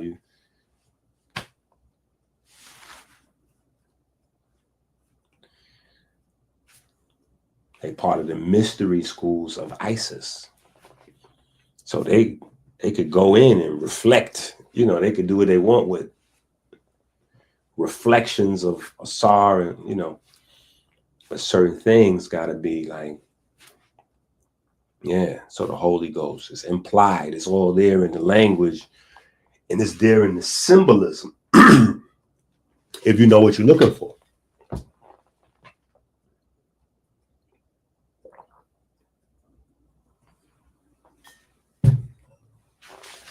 It's there in the symbolism if you know what you're looking for, right?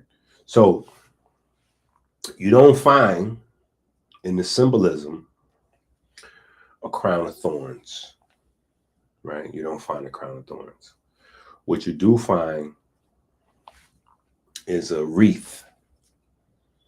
You find a crown of greens, right? A crown of garlands, a crown of reeds, right?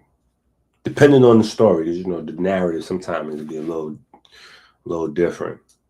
Then even some, they mix shoe in and put a crown of feathers, you know what I'm saying? But the crown of justification, comes out of the mysteries of Isis. And the crown of justification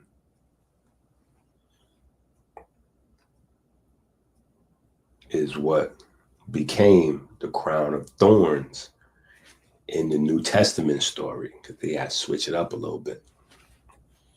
All right, they got to switch it up a little bit. Yeah, just a little bit. They just switching it up a little bit. From identifying the crown by the flower, they're identifying the crown by the stem. It's a very small, it's from the mysteries of Isis. I know some of y'all are trying to look it up right now. Like, wait, what is he saying? What is he saying? No, Inky's going crazy. What is he saying? Mysteries of Isis. The crown of justification.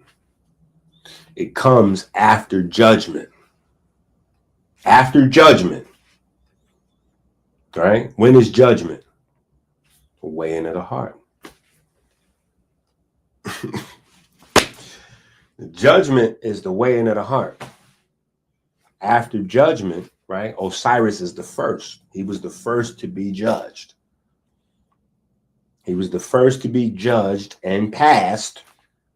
So he got the crown. So he's the king of the underworld, right? Because he's the first. He's the blueprint. After judgment, you get the crown of justification. How did it go in the New Testament? He was judged by the Romans. So after judgment, he got the crown of thorns.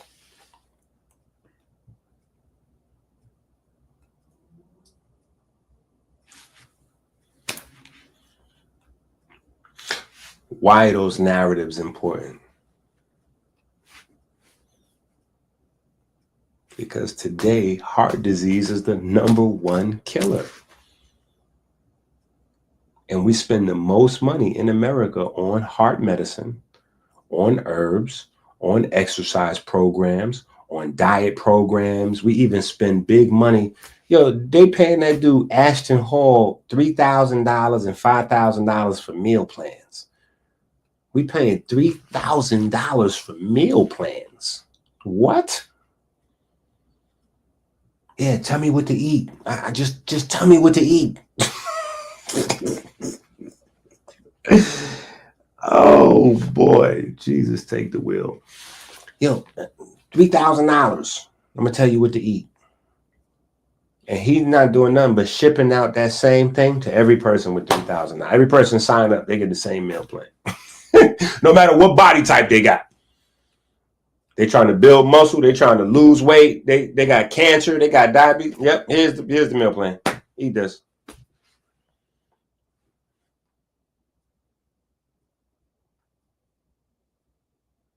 The number one cause of death is heart disease.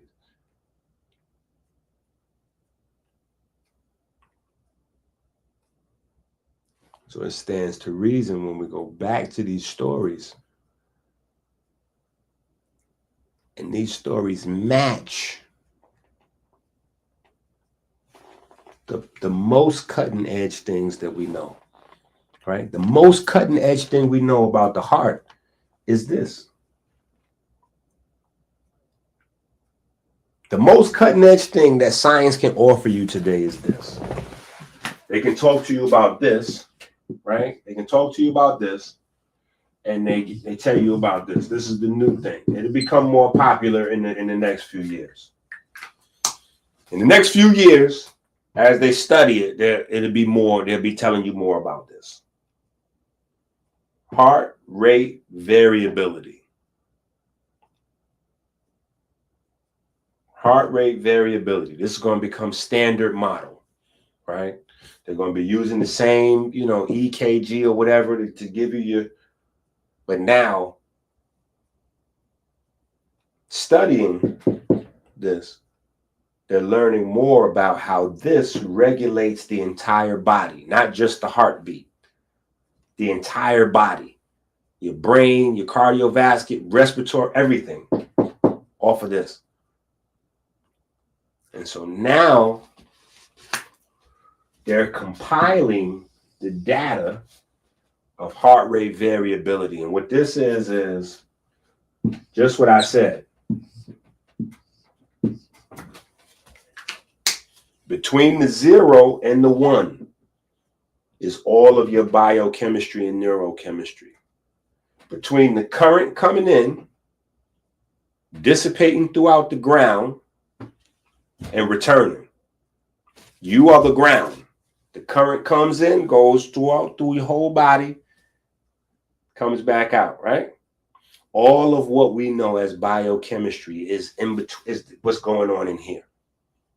Right? When we think about eating and then the food goes down and we break down the food and it goes this way, fat and glucose and tricarboxylic acid cycle, and we break that down, and the glucose, and we break that down to the electrons and the NAD and the FAD, electron transport chain, and the protons go this way, electrons go that way.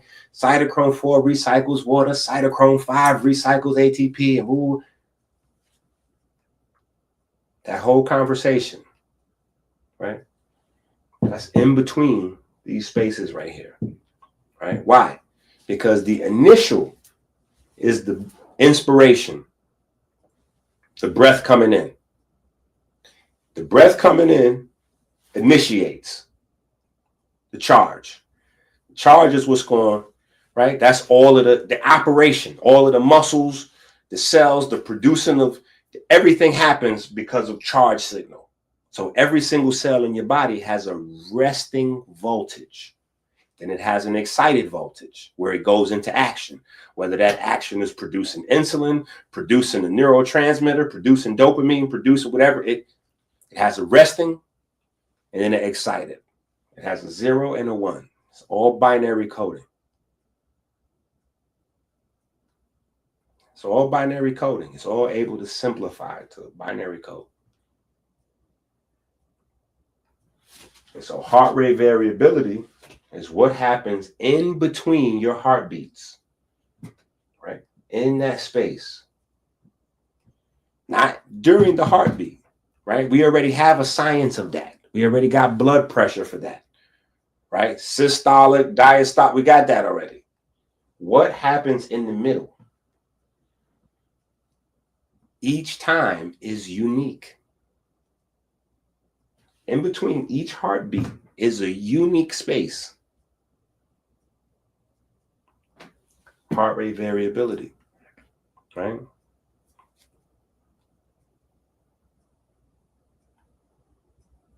It's a unique space. Everything that we study about metabolism, respiration, digestion, that's all happening courtesy of in this window.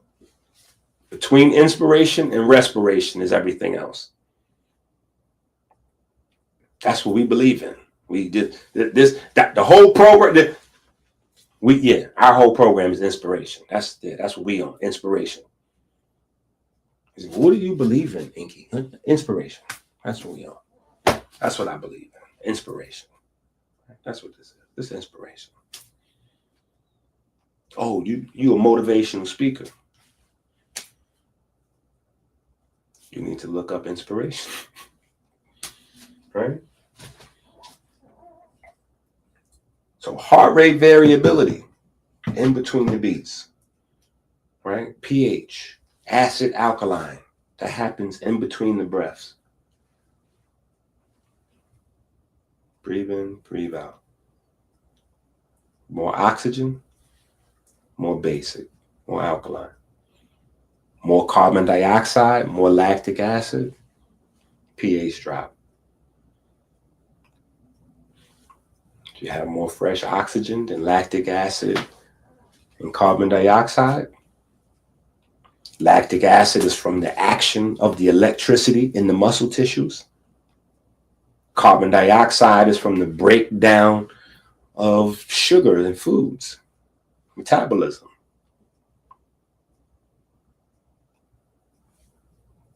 Gas, right? pH, 7.365. 7 days a week, 365 days a year. It's not possible for that to be a mistake. That's a signature. That's divine. That's a divine signature. That's just like this. It's a divine signature. That's a divine signature. That's a divine signature right there. 7.365. That's God signing his name on his artwork. 7.365. Yep. Just in case. 7 days a week, 365 days a year. This is what your blood signature is. Your blood signature. Your blood signature. In order for you to be alive. Because if that number changes, you dead. If that number goes too high or too low, you dead. So that your blood signature matches the movement of the planets and the sun. Because the planet movements with the sun gives you 7 days in a week, 365 days in a year. That's a solar calendar. 365. That's a solar calendar. Gives you 365 days in a year. So the solar movement of the sun is the signature.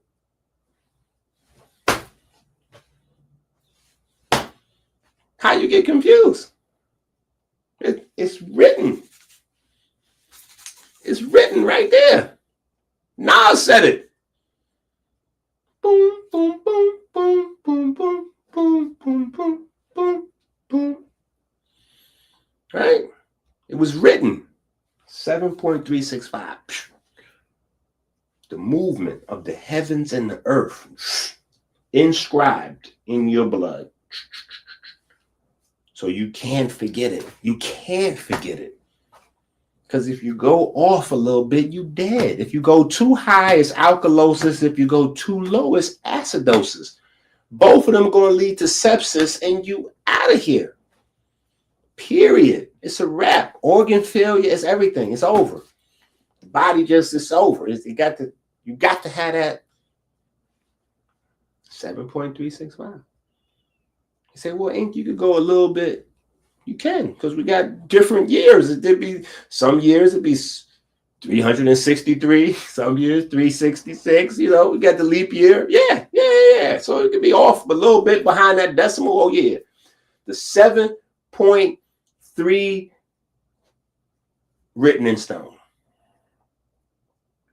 Now you want to go 7.359. All right, you still alive, but you ain't, you got to get it, 7.367. Yeah, you are. Yeah.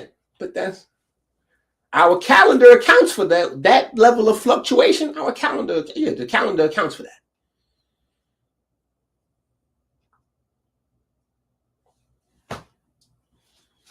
Anything more?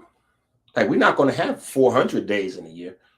Yeah, we're not going to have 400 days in a year, because if we have 400 days in a year, that would mean that the earth has drifted too far away from the sun. If we get 400 days in a year, the earth has drifted too far away from the sun and no life can exist. The planet will freeze. If we get 300 days in a year, that means we've drifted too close to the sun and it'll be too hot. Everything will burn. The 365 is the sweet spot. It's our distance from the sun that gives us 365 days.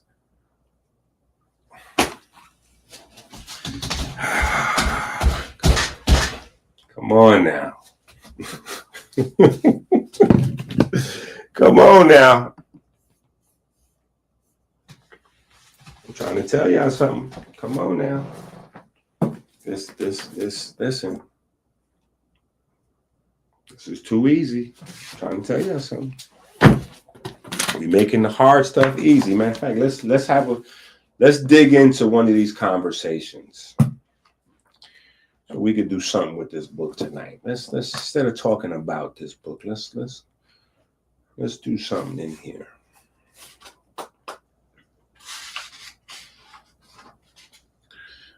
Let's read from the Codex of Living Current.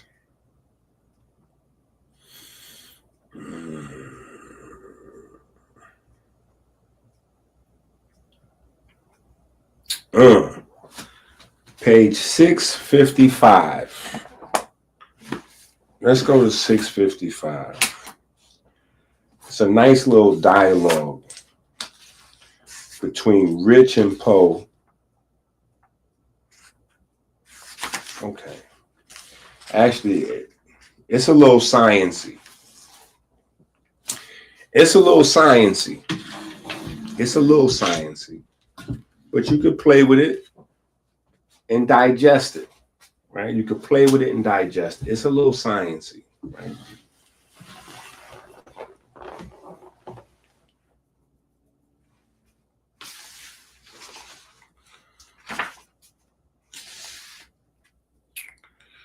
Matter of fact, let's just do this. Yeah, let's just do this. That's what we should do.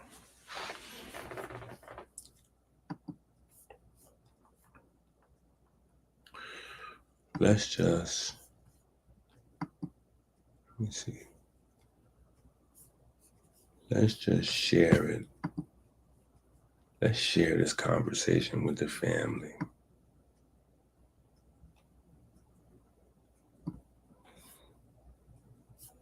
Let me see. Oh, no.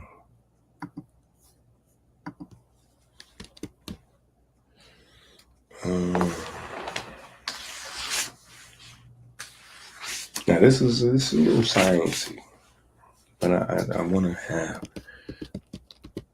this little.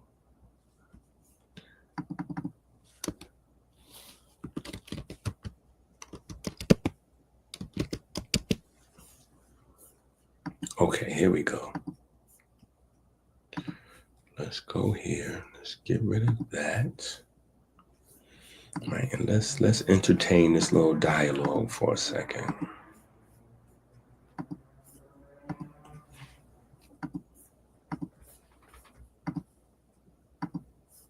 Yeah, let's entertain this little dialogue.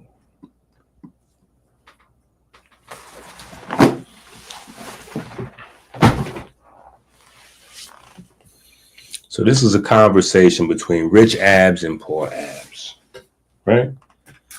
I've had this conversation 1,000 times. So I felt like this is something that a lot of people probably struggle. A lot of people probably struggle with this. And because it's such a core part of our program,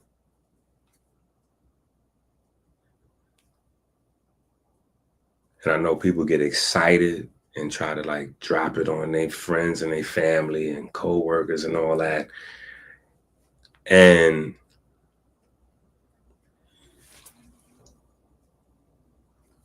I know you might get embarrassed out there, right? I want to strengthen you. I want this knowledge to give you strength. I want it to help you to shine out there. I don't want you to get embarrassed. You know, I don't ever want to tell you nothing to get embarrassed or something you can't be proud of. You know what I'm saying? So I know, you know, you might hear me explain something. You might try to, and it might not, you know, it might not go as well, right? Sometimes you might crash and burn, and then you be shy after that. Like you try to explain it one time, it don't come out right, or maybe you explain it, and then somebody jump out and pull out their sword on you, and then cut you up, and then you start looking like like what I mean. Then now you just keep it to yourself. You just come in the chat. You don't even really comment too much. You might just hit us with a peace, family, but you don't even. So, we want to empower. And so this little section right here in the book that we get ready to go through is such a prominent part, I just wanted you to be able to have you know what I'm saying? And I've had this discussion, like as the little old me to the big old accredited professor, or big old accredited doctor, or big old accredited, I gotta just be like the little guy, with the gold teeth, with, from the Bronx, with a little idea, like, hey, I was wondering if you ever heard of the concept that maybe the human body runs on light. Oh, no, that's preposterous. Where would you get that from? Well, I just, have you ever heard of, like, what do you think about ATP? Oh, well, I know all about ATP because see what happens is the energy in the chemical bonds,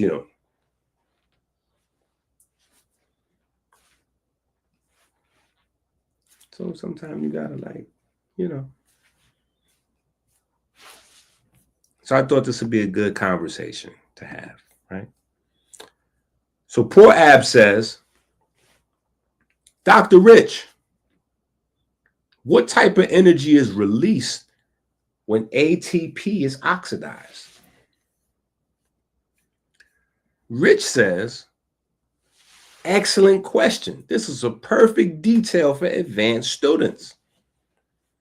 Now, mind you, this is on page 655 in the book. So in case you don't know, right, because I'm sure there's people that's watching that haven't got any of the books, right? So let me just give you this precursor. The first book is not the codex. The first book is the Rich Abs, Poor Abs story about digestive health, molecular hydrogen, GLP-1, and the characters start from me, right? Rich Abs being me when I'm on top of my health, or you could say my higher nature, right? And then Poor Abs is me when I'm not on top of my health and I'm getting fat. And, I just went through a situation this winter, I'm recovering from getting my life together, but I had injured my leg and I couldn't really move around that much. And, some other stuff going on. And, I just got turned into Snacky Davis Jr. out here in these streets. Like I often do, you know what I'm saying? And then my stomach, I look different, my children gotta, So I was really talking about me. Both characters are me. Rich abs and poor abs is both me, different stages, different states, different levels of confidence, different body types, different mindsets, but both me. And I, eventually bring in 3 ruffians into the story. And so it becomes a whole adventure, where the 3 ruffians are kind of like trying to sabotage my health or poor abs health, and, or the population at large. And so rich and poor eventually come together. And, but the first book, Rich Abs, Poor Abs, is more about just my psychology and just understanding what a healthy abdomen is. Because so much of our health is determined in our abdomen. It's not about having a 6-pack. It's about, is your stomach producing, B vitamins, short chain fatty acids, GLP-1? Is it metabolizing melanin concentrating hormone and all of these other things? So the difference between building muscle and breaking down muscle and all of those different things. There are hormones that are activated in your abdomen. So, just an extension of our conversation on the greater omentum, like that's, anyway. So now we move into rich abs and poor abs. It's like complete characters and they're doing anything or whatever the case may be. And that's kind of throughout the whole book. But so here, they've already evolved a certain type of relationship where poor abs is now like the advanced student. Like he's no longer falling asleep on the couch with 6 francs in the microwave. You know what I'm saying? Like now he's an advanced student. He's been studying some time. So now that, that's kind of where the story picks up, right? So Rich says, excellent question. This is a perfect detail for advanced students. When ATP is hydrolyzed, right, technically it's not oxidized directly, but broken down through hydrolysis, right?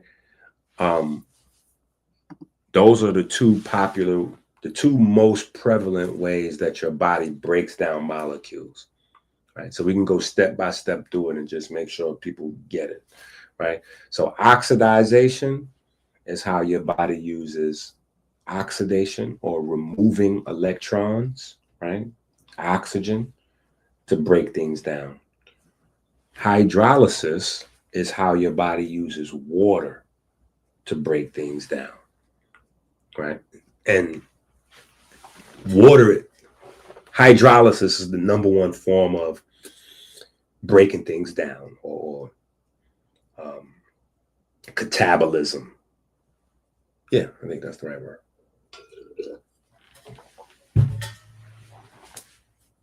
Anyway, they have in this combo, right? So Rich is correcting them, right? Technically, it's not oxidized directly, but it's broken down through hydrolysis. And then that's what happens in the cytoplasm of the cell. It's fluid, right? So it's hydrolysis, right? ATP plus H2O, which is water, gives you ADP plus a phosphate plus some energy, right? That's what this is right here. ATP, right? This is the energy molecule. It's adenosine with 3 phosphates. That's what that means. A is adenosine. The T, just say in your mind, is 3. And the P is phosphates. So you take this molecule, you add a molecule of water to it, and now it turns into ADP, adenosine with double phosphates or 2 phosphates, because one is separate, right? So now you have a separate phosphate floating off doing its own thing, and then you have the 2 right here. And then some loose energy, right?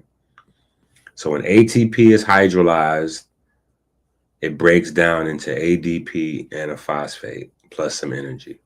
The energy released comes from breaking the bond between the 2nd and 3rd phosphate groups. This is a very high energy bond due to electrostatic repulsion between phosphate groups and resonance stabilization of products. Right? So basically, what these big words are saying right here is it takes a lot of energy to stick these phosphates together. So when you break them down, that energy is all released, right? So Poor Ab says, yeah, but what form does the energy take, right?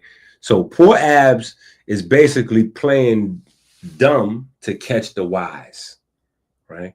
Poor Abs really wants to say, right? Poor Abs really want to say, when ATP is broken down, it's releasing light in the cell, and that's what the cell is using, blah, blah, blah, blah, blah.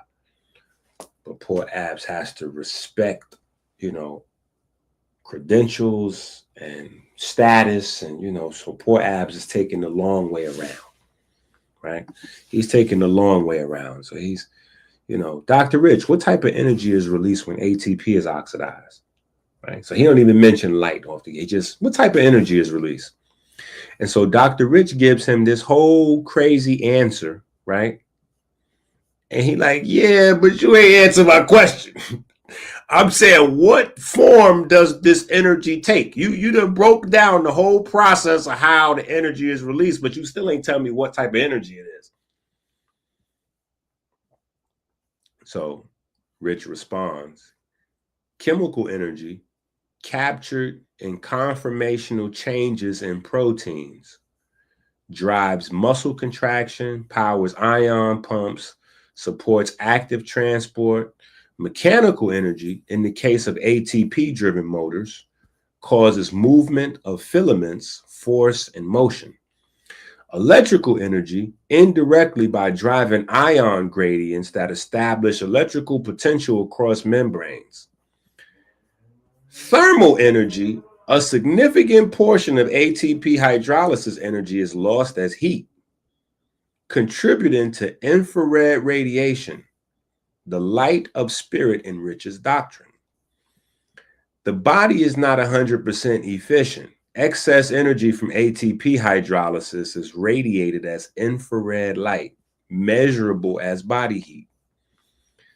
In simple terms, chemical, mechanical, current, light, spirit. The initial chemical bond energy is transformed through conductive action, muscle contractions, movement, mechanical work. Ion gradient shift, action potentials, electrical current, excess energy, infrared light, radiance of the body, elevation of the spirit. When you conduct ATP into work, you release not only current but light. This light is not metaphor, it is measurable, radiant, and sacred. Every contraction is an act of spirit released into the world. So Poor Ab says, I'm sorry, Doc, it seems like chemical energy isn't clearly defined. Like, what nanometer type is it? Cellular, radio, microwave? What exact type of energy is the chemical energy released from ATP bonds, or what type of energy does it become? Outstanding question. This is exactly the kind of deeper understanding Pastor Rich needs for the highest level of the temple doctrine. You are correct to sense that chemical energy is a vague umbrella term. It describes potential energy stored in molecular bonds, but not a specific frequency like photons. So let's break it down precisely, step by step. What type of energy is actually released when ATP is hydrolyzed? Step 1, bond breaking. When the terminal phosphate bond of ATP is broken, what is being released is potential energy stored in electrostatic and covalent bonding arrangement of ATP. This is not a photon, not a radio wave, not an electromagnetic wave per se. It is free energy that changes the state of the local molecular system. It appears as kinetic energy of molecules, vibrational translational motion of molecules after a reaction. This is what leads to heat at the macroscopic level, thermal energy. Changes in conformational energy of proteins that use ATP. The energy directly changes the shape of the protein, which is a shift in interatomic forces, not electromagnetic radiation at first. The movement of charges can later lead to electric fields or trigger electrical potential changes. Very small fraction of energy can eventually lead to photon emission, but this is after kinetic energy of molecules causes thermal radiation. Poe says, I don't mean to sound dumb, but what is the physical nature of this energy? No, you're good. The only bad question is the one you don't ask. It is molecular energy. It is not electromagnetic radiation. However, the resulting vibrational kinetic energy of molecules causes collision with other molecules, which is heat. Changes in charge movement, local electric fields contribute to membrane potentials and action potentials, etc. So Poe says, wait, was I right? Does ATP hydrolysis release energy as light? Okay, you're sharper than your lead on. You are correct. I was wrong. Indirectly as heat. The average photon of body heat corresponds to 10 microns of wavelength, which is infrared light. But this is not emitted directly from ATP itself. It comes from molecular vibration after the energy is dissipated. Poe says, so it's kind of like sound becomes light. Rich says, exactly. ATP hydrolysis releases free energy that first manifests as mechanical movement of atoms and molecules, not as photons. The majority of this energy powers mechanical and electrical work at the molecular level. Some portion eventually manifests as infrared photons or light, as thermal radiation. There is no radio or microwave radiation involved in ATP hydrolysis itself. The closest wavelength you could assign is infrared radiation. My students, understand this. When you hydrolyze ATP, you do not release a beam of light. You release the kinetic music of the molecule vibrations and movements at the smallest scale. These vibrations drive your muscles, move your blood, shift your ions. Some of this dance radiates out as infrared light, the warm glow of your living flesh. This is why we say current to light. The light is not immediate. It is the echo of the dance, the song of the molecules. Thus, ATP gives rise first to mechanical and electrical power and through them to the light that glorifies the spirit. Poe says, to be clear, you're saying like sound, pressure waves. Dr. Rich says, yes, exactly. You are thinking in the right direction. Let me break it down even clearer. Right? Okay. And so Poe comes back again. Is this sound though?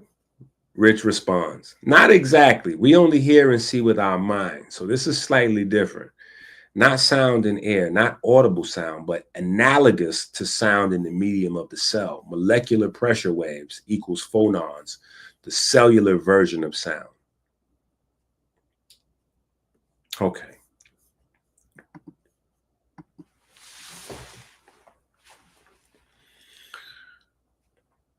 Told you that dialogue was going to be a little sciencey. But I think after you have that, you read those 2-3 little pages, read that 2-3 times. Yeah, you be ready to sit down with anybody. You slap them right upside the head. Be like, no. It's light. It's for sure. I know the whole. Yeah, I know the whole. Yeah, I got it. Yeah, that's why. That's what Inky was saying. To get the album, sound becomes. Yeah, it's all right. We'll get it sooner or later, right? Because see, here's the thing. There's some crazy math out there, right? And this is another one of the books, because we got a bunch of the books now to complement the books and go into some other things. But so there's another one of the books, right? Where we talk about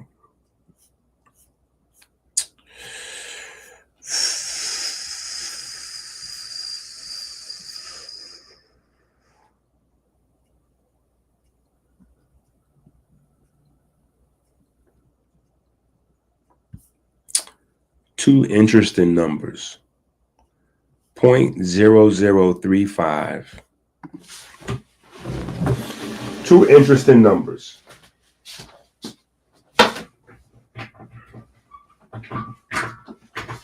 These are the numbers for the know-it-alls, right? And we're going to be revisiting these numbers. This is definitely a part of that middle space between the health conversations and the God conversations. It's a middle space. It's a middle space. And we're going to have some conversations, right?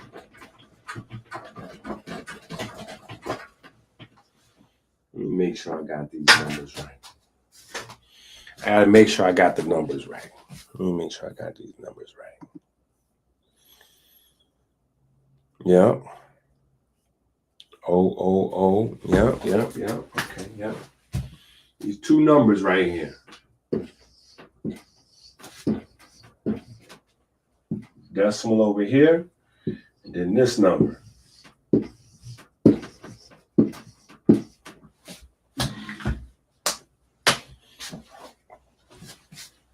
See, this is what the Bible. We're going back to the scripture again. We're going back to the scripture again. Look at these two numbers. This for the know-it-alls, right? This for the know-it-alls, because this is where we take it to another level, right? This is why we have to have. I gotta stand and do the move when I, God conversations, health conversations, right? That's why we got to do this, because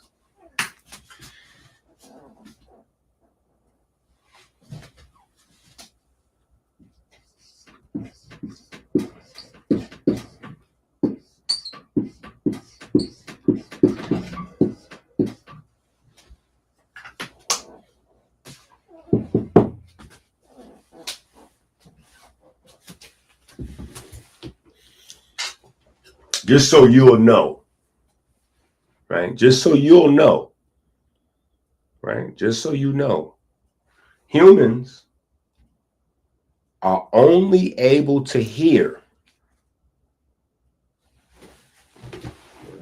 0.0004%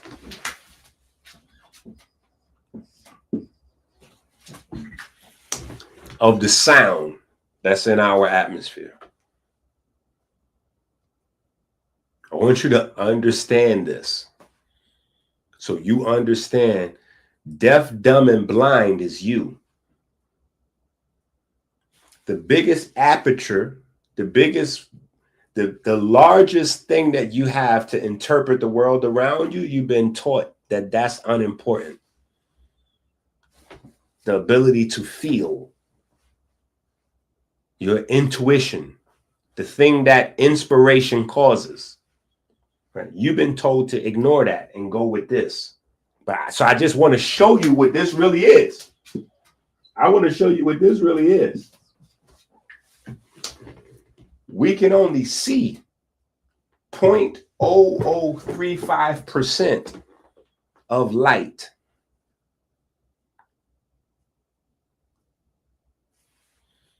"99% of the sound and the light cannot be interpreted by our senses." Meaning we cannot hear it. 99%, more than 99%. More than 99% of the light in our world we cannot see. So there can be things in your room right now where you are, yelling, screaming, just going crazy. You can't hear it. You can only hear a very, very tiny infinitesimal range of the sounds available that's going on right now. Right now, it's an infinite amount of sound going on in our atmosphere right here, right in our right where we at. We can't hear almost none of it. We're almost deaf. If we take the full range of sound available, we can hear less than 1%. Less than 1% of 1% of 1%.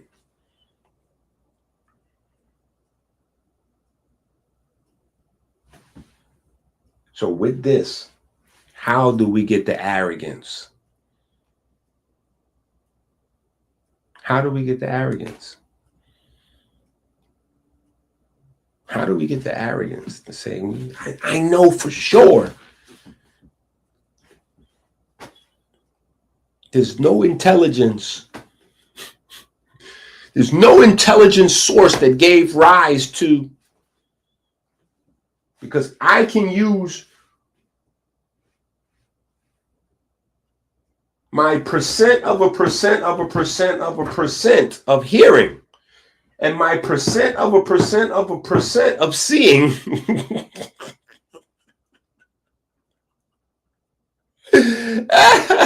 to determine, to determine the rest of the known. Forget about the rest. See, and this is what I'm saying. Why are we looking in the rest of the known universe? How are we looking in the solar system, in the universe for life? We're not equipped. Do you understand that? That's why some things the Quran says that I really like, especially the Quran's take on aliens. The Quran's take on aliens is like, yo, mind your business. Leave that to Allah. You right here. You right here. You right here. Don't you concerned with things that you can't even fathom.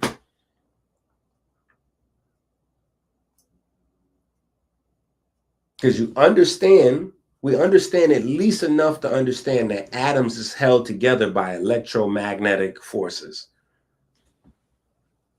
Light.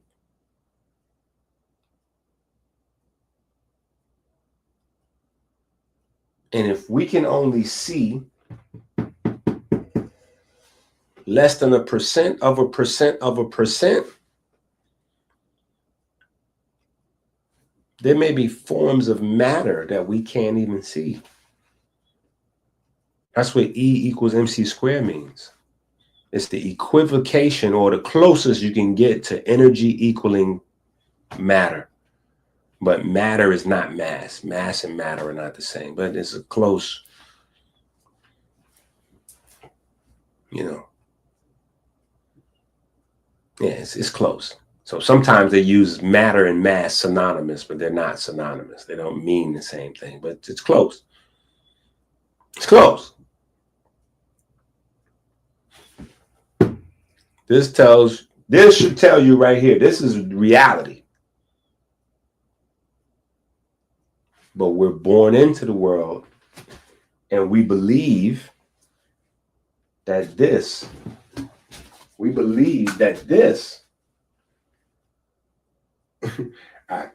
you can't even write it, but we believe that this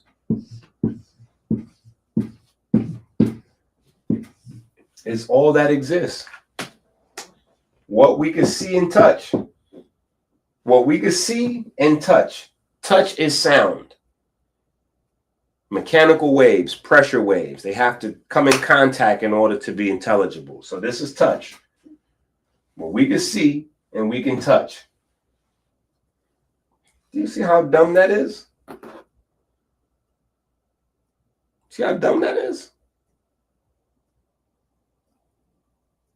So now we can do health and God, and we don't have to do health or God, right? We can just do spirituality. But when we say spirituality, we don't mean like we're, like deviant sexual,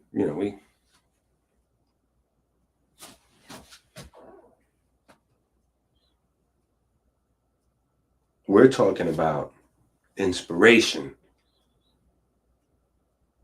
We're talking about understanding the limitations of light and sound, and understanding that we do have a system that goes beyond these.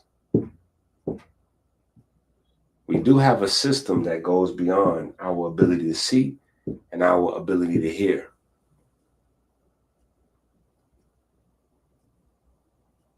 But in order to really tap in, the first thing you have to learn is that we don't see with our eyes and we don't hear with our ears. We see and we hear with our mind, because we have pigment. And our pigments allows us to convert sound and convert light, convert mechanical waves, convert electromagnetic waves. But only a very, very, very infinitesimally small percentage of what exists. And that other 99.997%, or in this instance, 99.9996%, well, that's where the intelligence is. That's where the intelligence is that gives rise to structure and coherence of what we can see.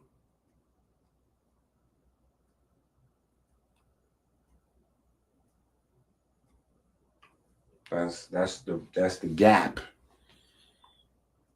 That's the gap. That's where the intelligence is coming from.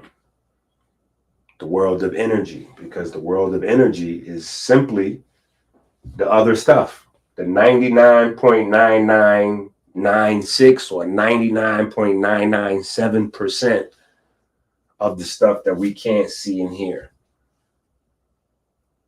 The world of the invisible energy. We don't know what it is, what shape it takes. We don't know what we don't know. We just know this. We know this is for sure. We know this is for sure. We know this for sure. Yeah, we know this for sure.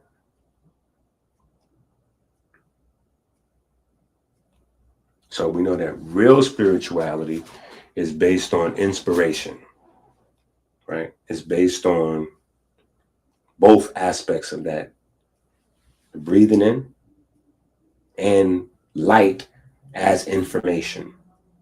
We understand that. We understand that the heart is a magnetic organ, 5,000 times as strong as the brain, because of the electric current it produces. And because of that strong electric current and magnetic field, it has its own family of melanocytes, cardiac melanocytes, to regulate your heart health.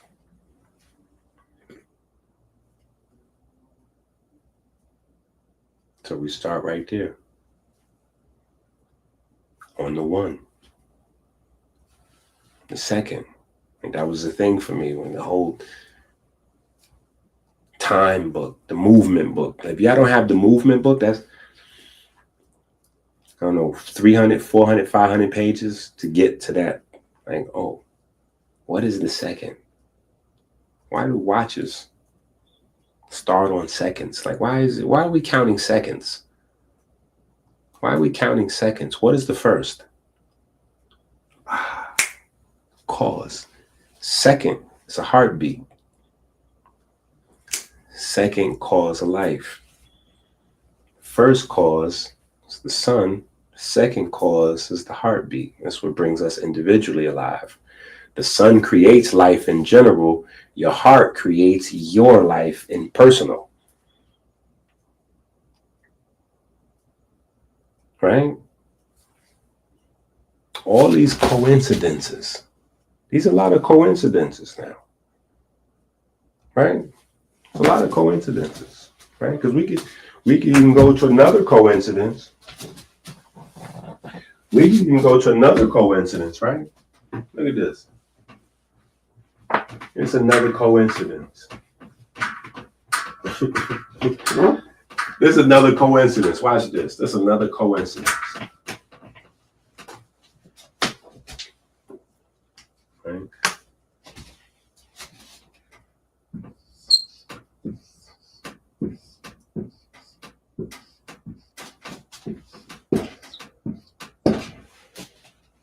Right? 22 Hebrew letters, 7 days of creation. Right? You see, this is how stories are made. Remember, I just said the rotation of Earth and the planets around the sun. You measure that rotation with that number, right? You measure that rotation with that number. That number, when you measure that rotation, gives you the signature in your blood, which regulates gas exchange. It's the medium between gas exchange, metabolism, respiration, the energy system, the spirit, right? We can go another space, right? We get to go another space and we can go here on a more personable science level, right? Right? The number 22, instead of the number 22 being a reference for Hebrew letters, we can go to number 22 is a reference for days of development in the embryo. Days of development in the embryo. Right? He said, what happens on the 22nd day? Doc, what happens on the 22nd day of the embryo? Doc, what happens on the 22nd day of the embryo?